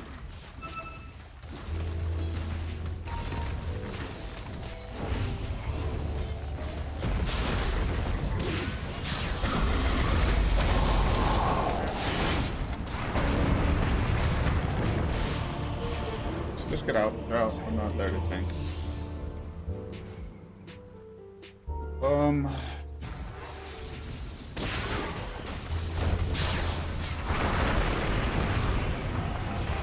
You can slow him. You can slow him.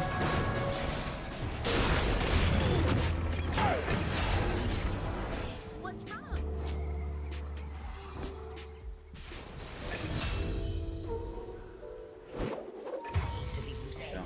And don't think I'll run out of ammo. I've always got enough.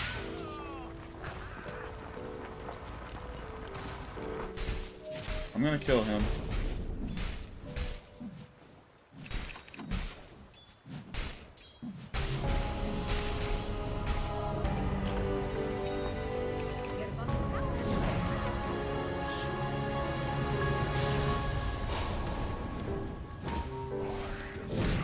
Of your soul.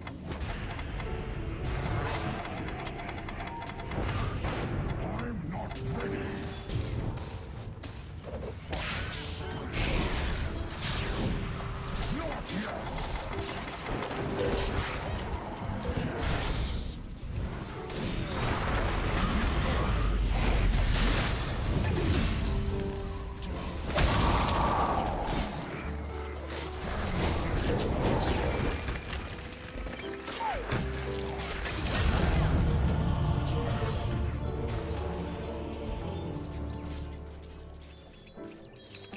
Oh, help him.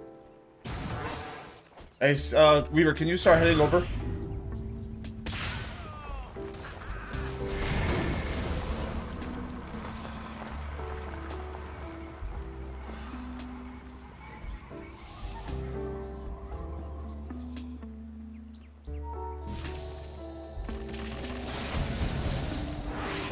Nice try, nice try.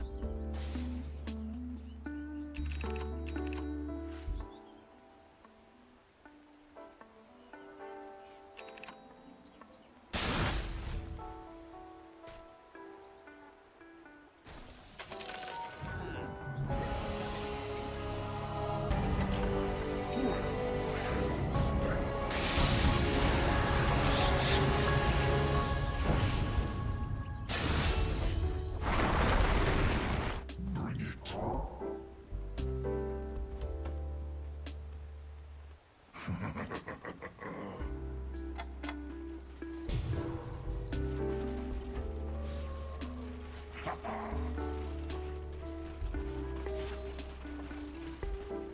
The inferno rages. I'm not ready. The Soul Eater hungers. Fan the flame.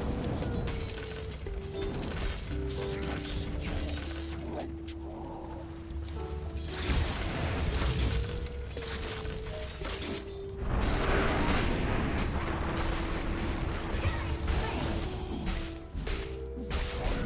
Don't, no. Let me go. Oh. Hell's on earth.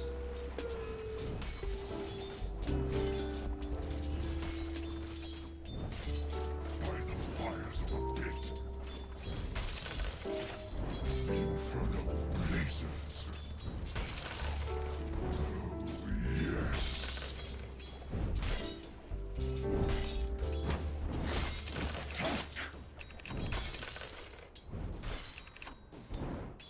Infernal.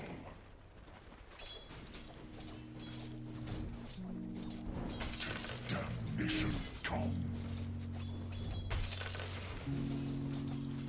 Services rendered. Yes.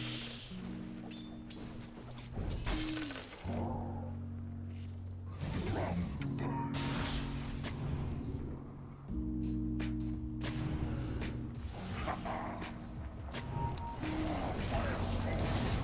No, god damn it. Can you guys just wait? Midnight of your soul. Just wait for me to Anybody doom. No, with he vision up there? he didn't have vision. Just wait for me to doom him before you start attacking people. It's I not mean doom. I mean void. Oh, I'll take that. Make me a tanky boy. make me a tanky mob. What the fuck? Rages. Almighty mother. Flash and burn.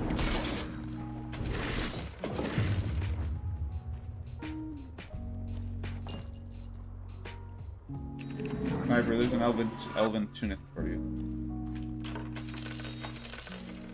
The fire spreads. And I'll take the Titan Sliver. The Soul Eater hungers.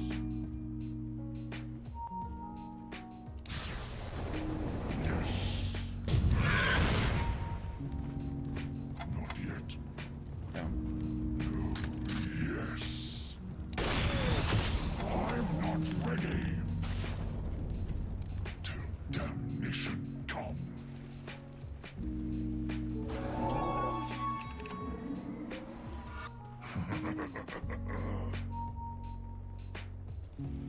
Not yet.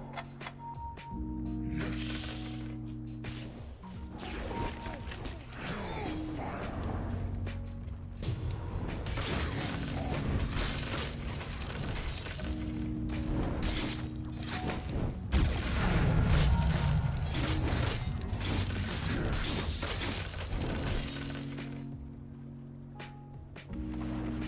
Bring it.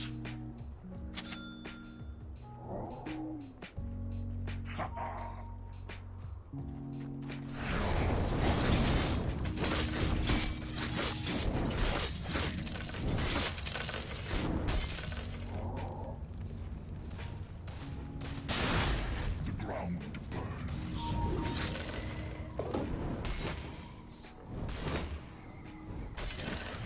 Attack. The Soul Eater hunger.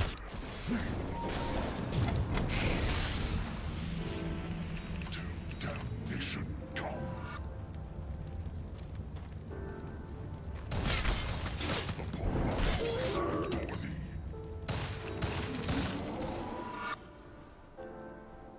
Defilement.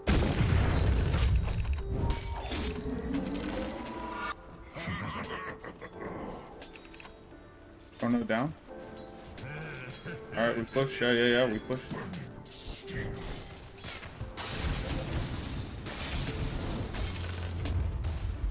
Inferno rages. Defend your bottom tower. I am the midnight of your soul. Your bottom tower is under attack.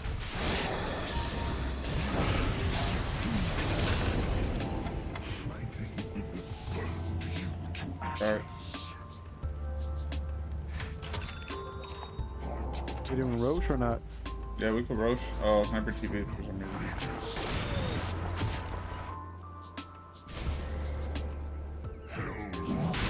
You guys can't do it yourself. You don't have any of your people. None of your cores are there. I don't know why we're not Roshing.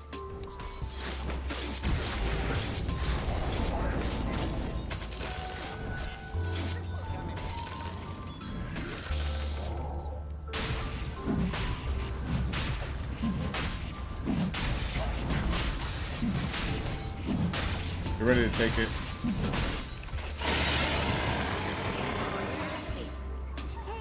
Take a look at it. Dire structures are fortified. Hey, we can just push these fucks. Yeah.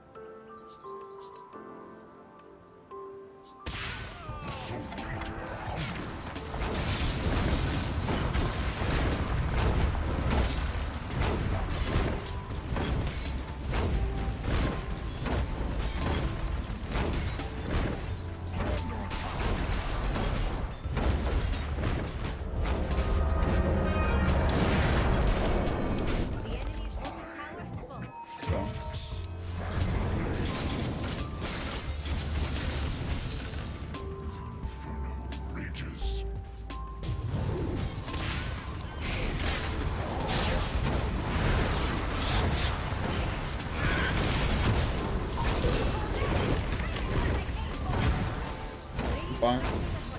I have art.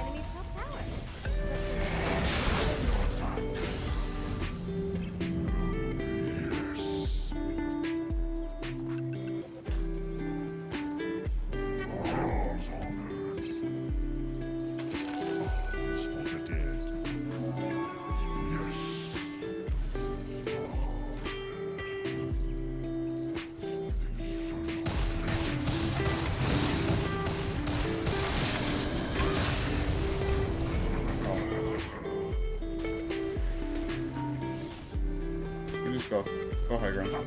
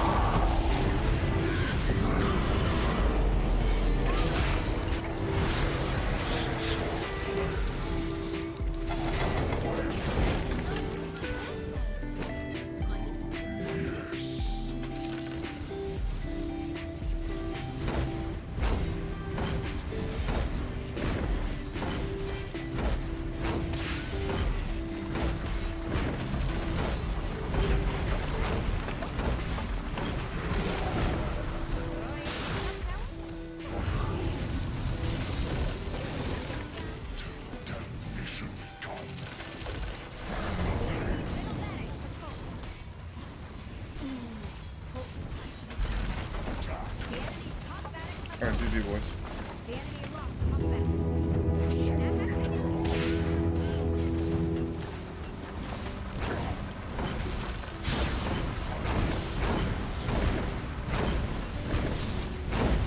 I'm gonna take you son of a gun.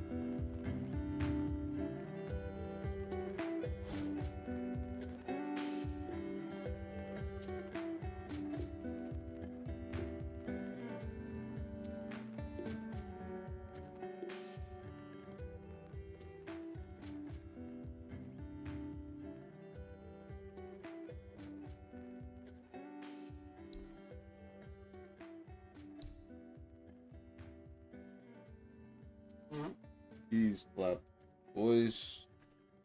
Easy, boys. Ishi.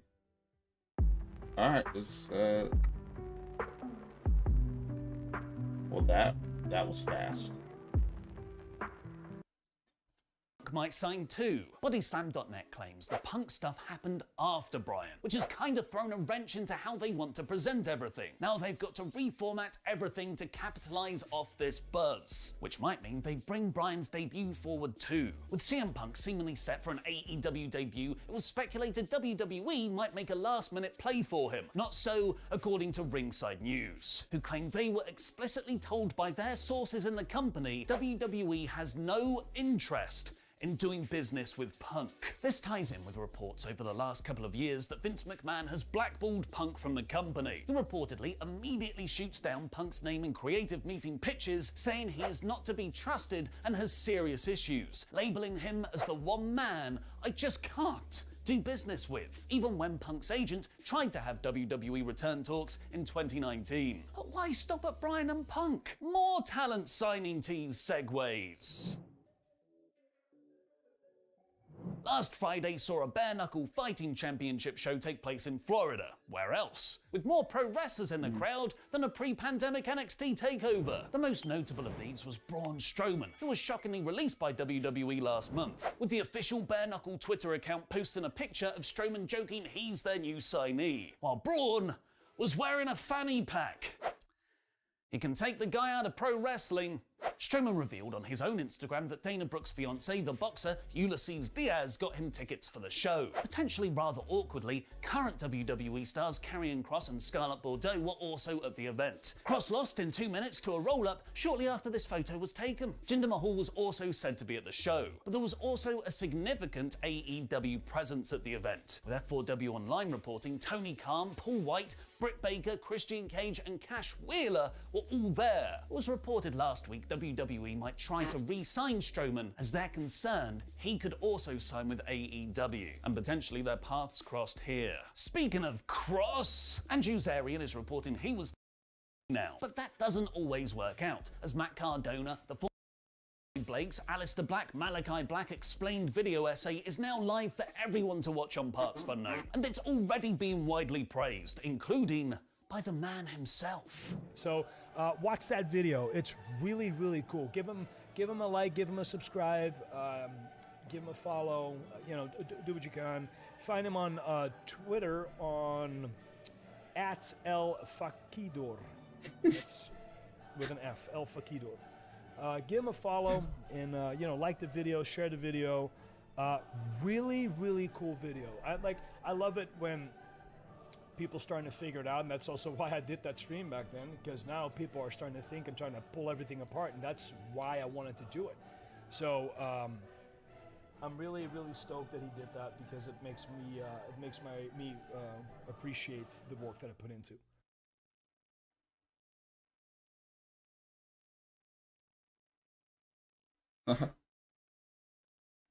Let's watch it again then. Let's do the damn thing.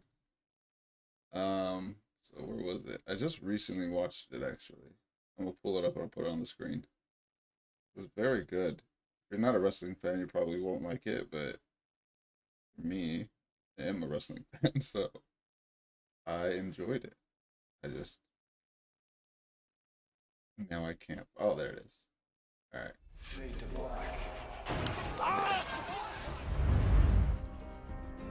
14 minutes.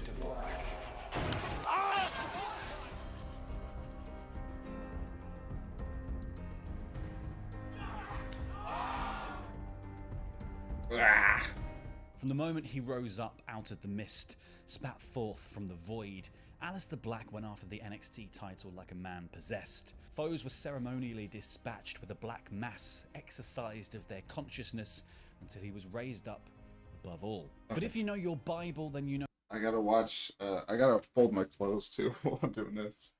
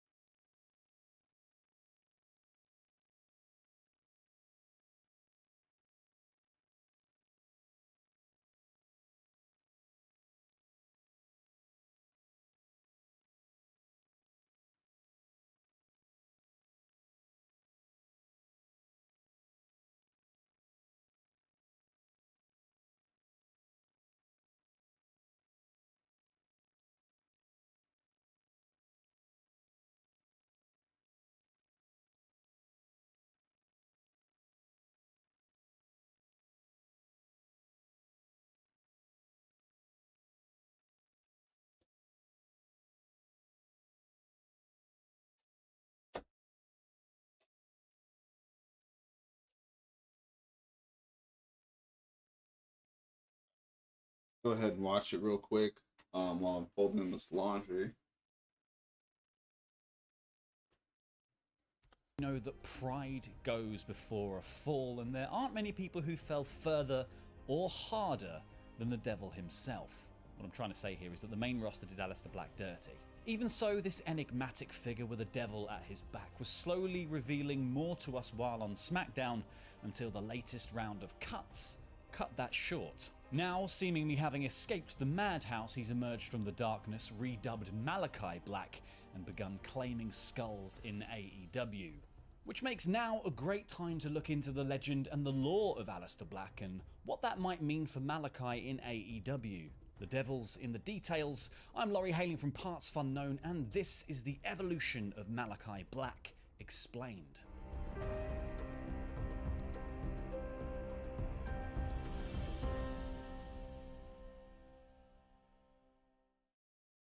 Before we get on with the video, we'd really love it if you could subscribe to the channel. If you're enjoying our content, it's great for you because YouTube serves it to you on a platter, mostly, and it's great for us too because YouTube then also shows it to even more people, and then we get to take over the world.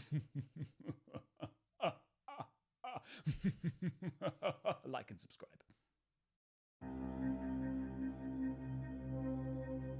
Aleister Black came into NXT with a big old Beelzebub buzz about him. As Tommy End, he'd torn up the independent scene as an anti-hero, cult leader-like figure with an idiosyncratic in-ring composure and devastating martial arts moves. In NXT, he was the recipient of the Big Push, rocketing to the top of the card and punctuating his segments with a crowd-pleasing spinning kick before stoically stalking to the back. The character's origins mostly remaining a mystery. Black revealed on Edge and Christian's Pod of Awesome that it was he and Triple H who transformed Tommy End into Aleister Black, saying, "We started shooting names back and forth and I think he saw what I was trying to do and then he shot me a name and I was like, I don't hate that, but can we put it in these letterings? Can we put it this way?"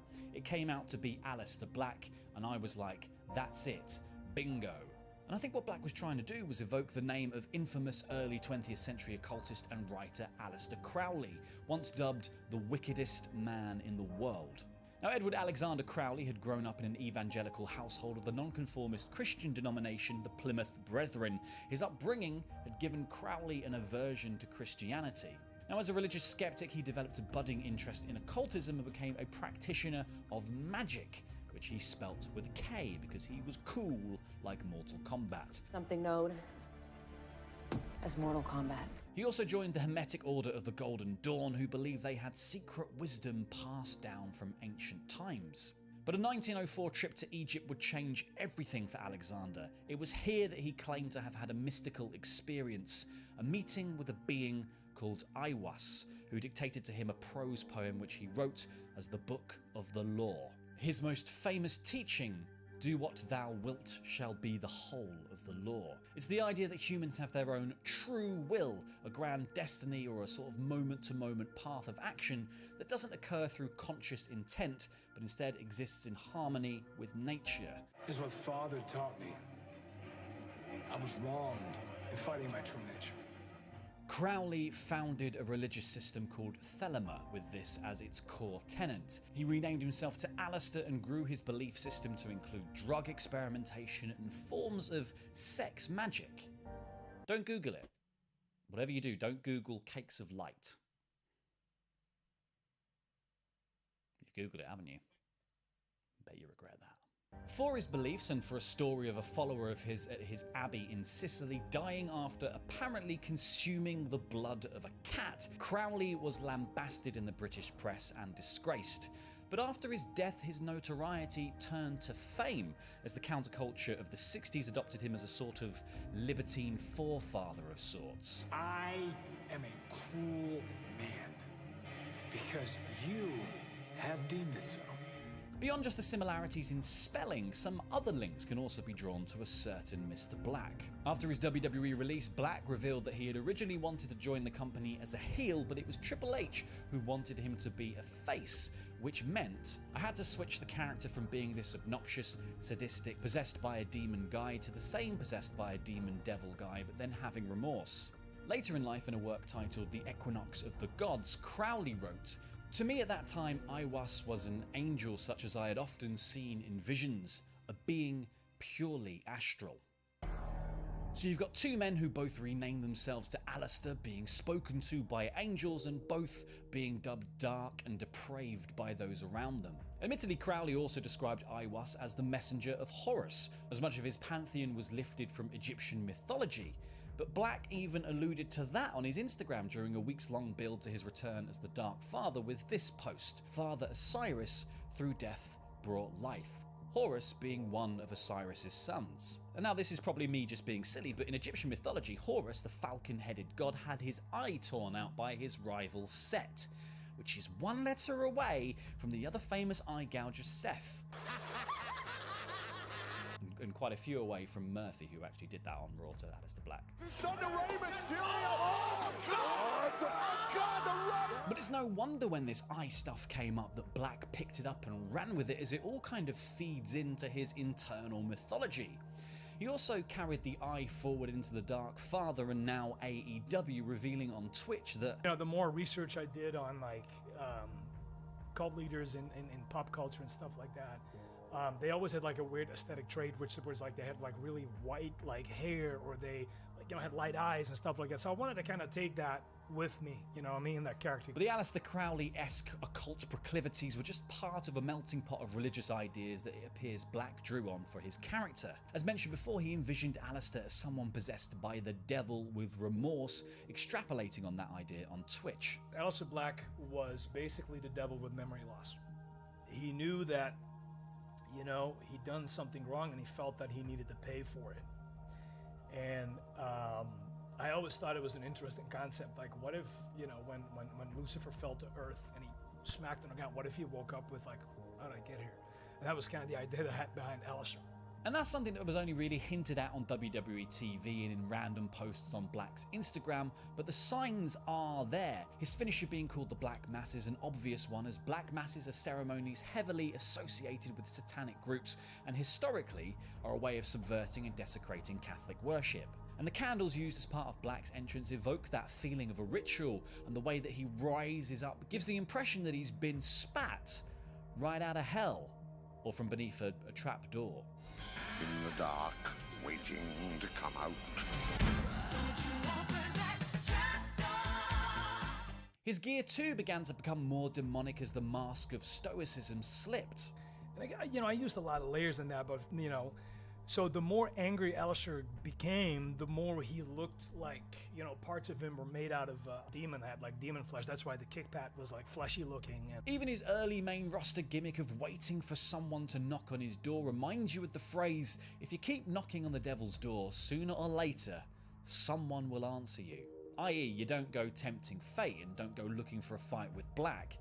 We're back to that idea of will once more. And on his Instagram, Black revealed that he used different coloured lights to match his opponent's gear, furthering this idea of destiny having shown him the future. He was also playing the role of tempter here, daring people to pick a fight with him. Then, after 6 months on the shelf, he emerges from the chrysalis of catering as the Dark Father, or more likely, the messenger of the Dark Father. He told tales of how he was trained, marked and moulded by this father figure to become the man he is today. I was not taught how to defeat the dragon. I was taught how to become the dragon. Now, Satan is well known for taking the form of a serpent in order to whisper sweet nothings to Adam and Eve, but was also a great red dragon defeated by Archangel Michael and cast down in the Book of Revelation, again drawing strong ties to the idea that Black is the devil, or at least controlled by him. Darkfather also sounds a lot like a name for Lucifer if you were trying to keep it on the DL. Plus, the way the figure looms behind Black, merged with his shadow, says that he is either closely watching or joined with Black in some way. Then you have to take into account the shadow puppets used to narrate the whole story. All of those are being controlled by a shadowy hand, a visual representation of being manipulated by some unseen force. And this could also tie into that idea of destiny, playing out the motions of some otherworldly will. And then something like The Devil Made Me Do It short comes along, where Black becomes Malachi, and it blows the whole thing wide open again.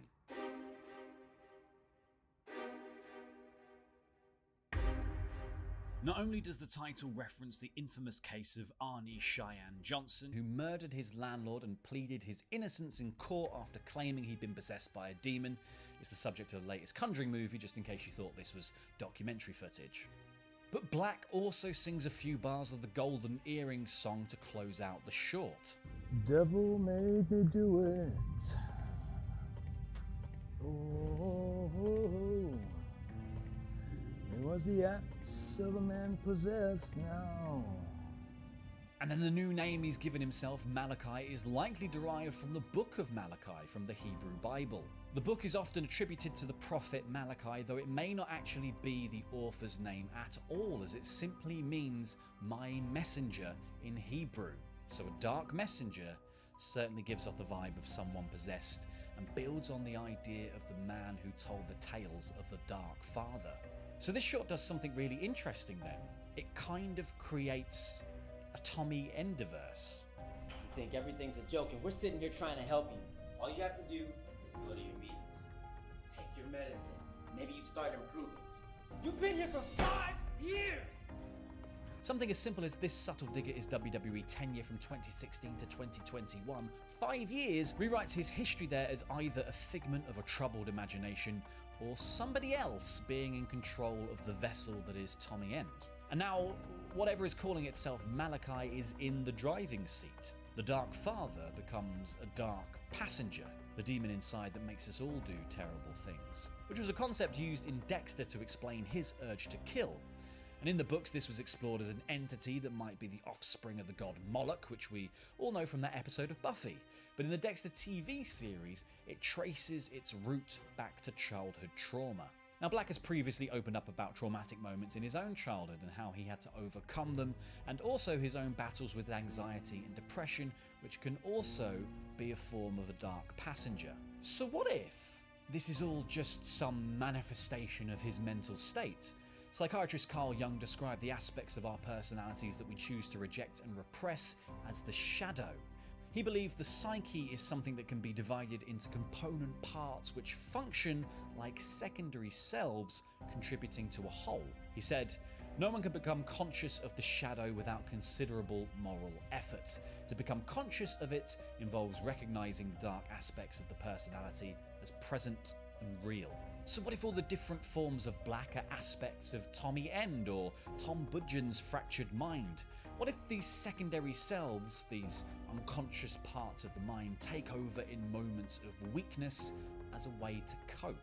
That's why we get the stories of the Dark Father, the metaphorical mythologizing of Tom's own upbringing, an origin story for the tattoos and the martial arts expertise. And maybe that's why the father figure looks so much like the Babadook to me, making a monster out of your emotions and trauma, much like the Duke was a manifestation of grief.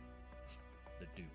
And it might also go all the way back to the way he described his entrance. Black said, "People think it's a coffin, but it's not. It's literally, I'm just propelled out of a void. I just come out of nowhere. I materialize." Same as the room. The room is a non-existing place. It has hints of supernatural. But what if it's not supernatural? What if that void was Tom's unconscious and Black rising out of it was him taking control? There's also something lovely about that in shoot terms of that being the moment that he also steps into character too and gets into the headspace of Aleister Black. But whether or not Aleister and Malachi and Tommy are all kayfabe aspects of Tom's mind as well as shoot ones, we're going to need to wait and see as this devil lets his disguise slip.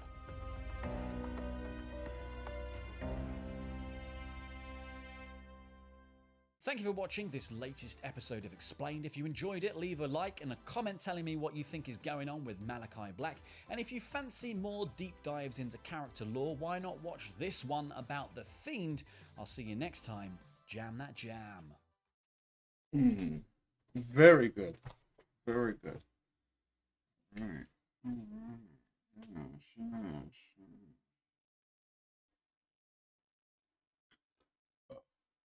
Oof. The hearts of a man possessed now.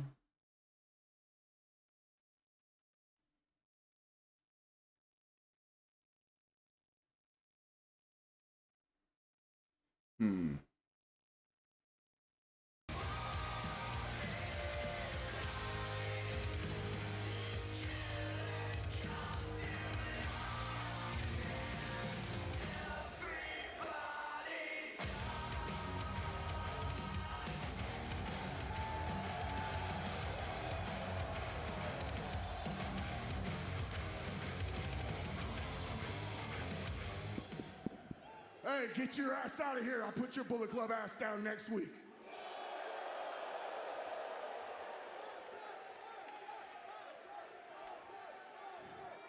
Dallas, Texas!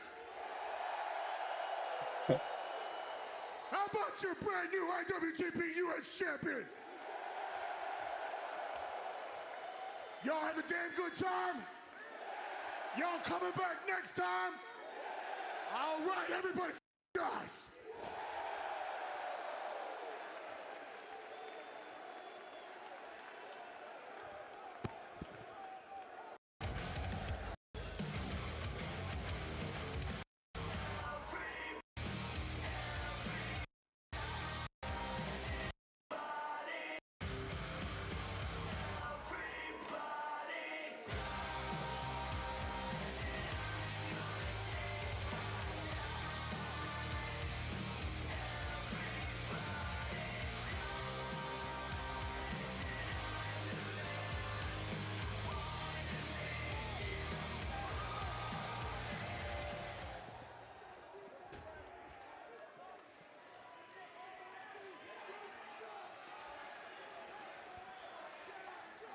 And they really fucked each other up, dude. Yeah, that's crazy. You think they really fucked each other up? That's nuts.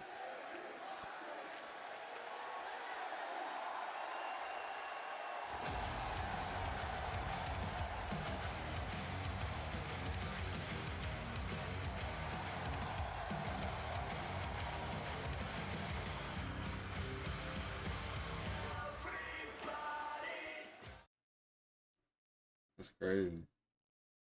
They really destroyed each other. Damn. Nuts.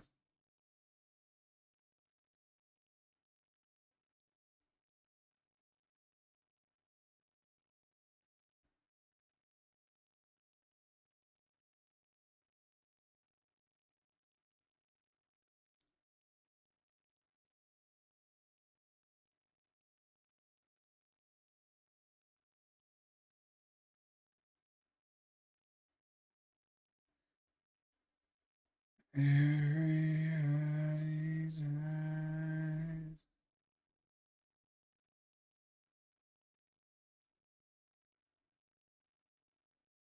Damn, bro, they were really gonna have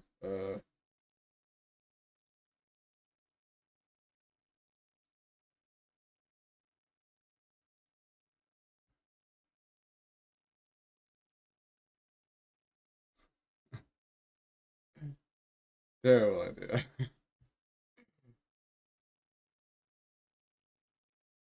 Now.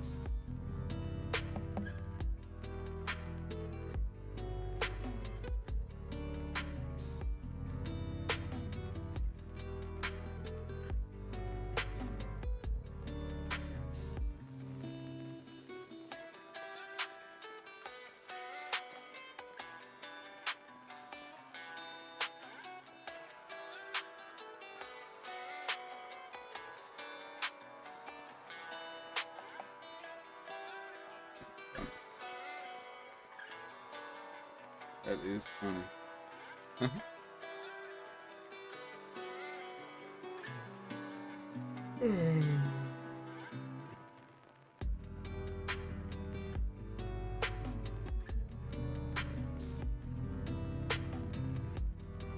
Audio's current bitrate is 0.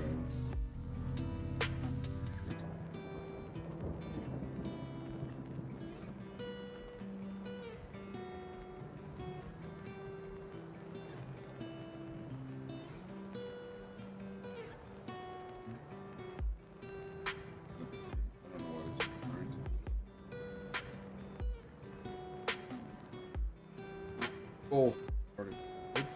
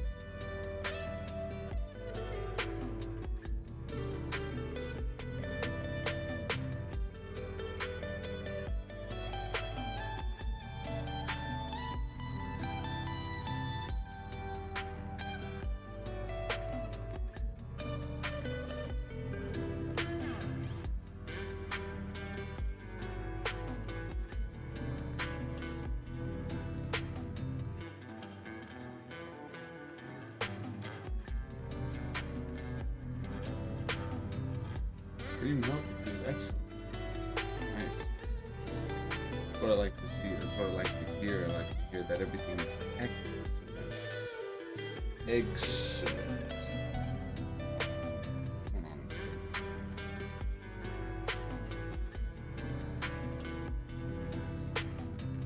Hmm?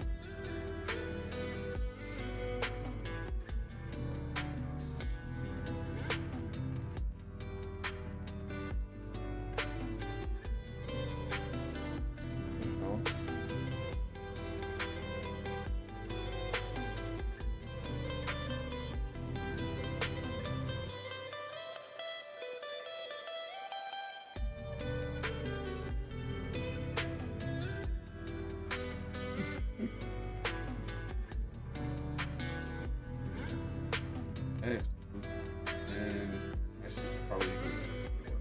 So, with that being said, I am going to be taking off now. I probably won't be on later today just because I woke up so early, so I'm probably gonna be tired tonight. But for sure, I'm gonna I shouldn't say for sure, but it's likely that I will be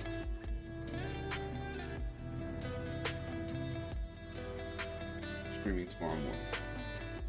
So, yeah. Thank you for whoever ends up watching this. I appreciate you. I don't know why I looked at the mic when I could look at the camera. Still getting used to this whole thing. But yeah, if you enjoy content, if you enjoy interacting with me, that's my goal, is to interact more. Feel free to hit that like, subscribe, and let me follow. Oh wait, that's topics. But yeah, like, subscribe, share, you know the deal. I appreciate you guys. Hopefully I'll see you guys tomorrow. Bye.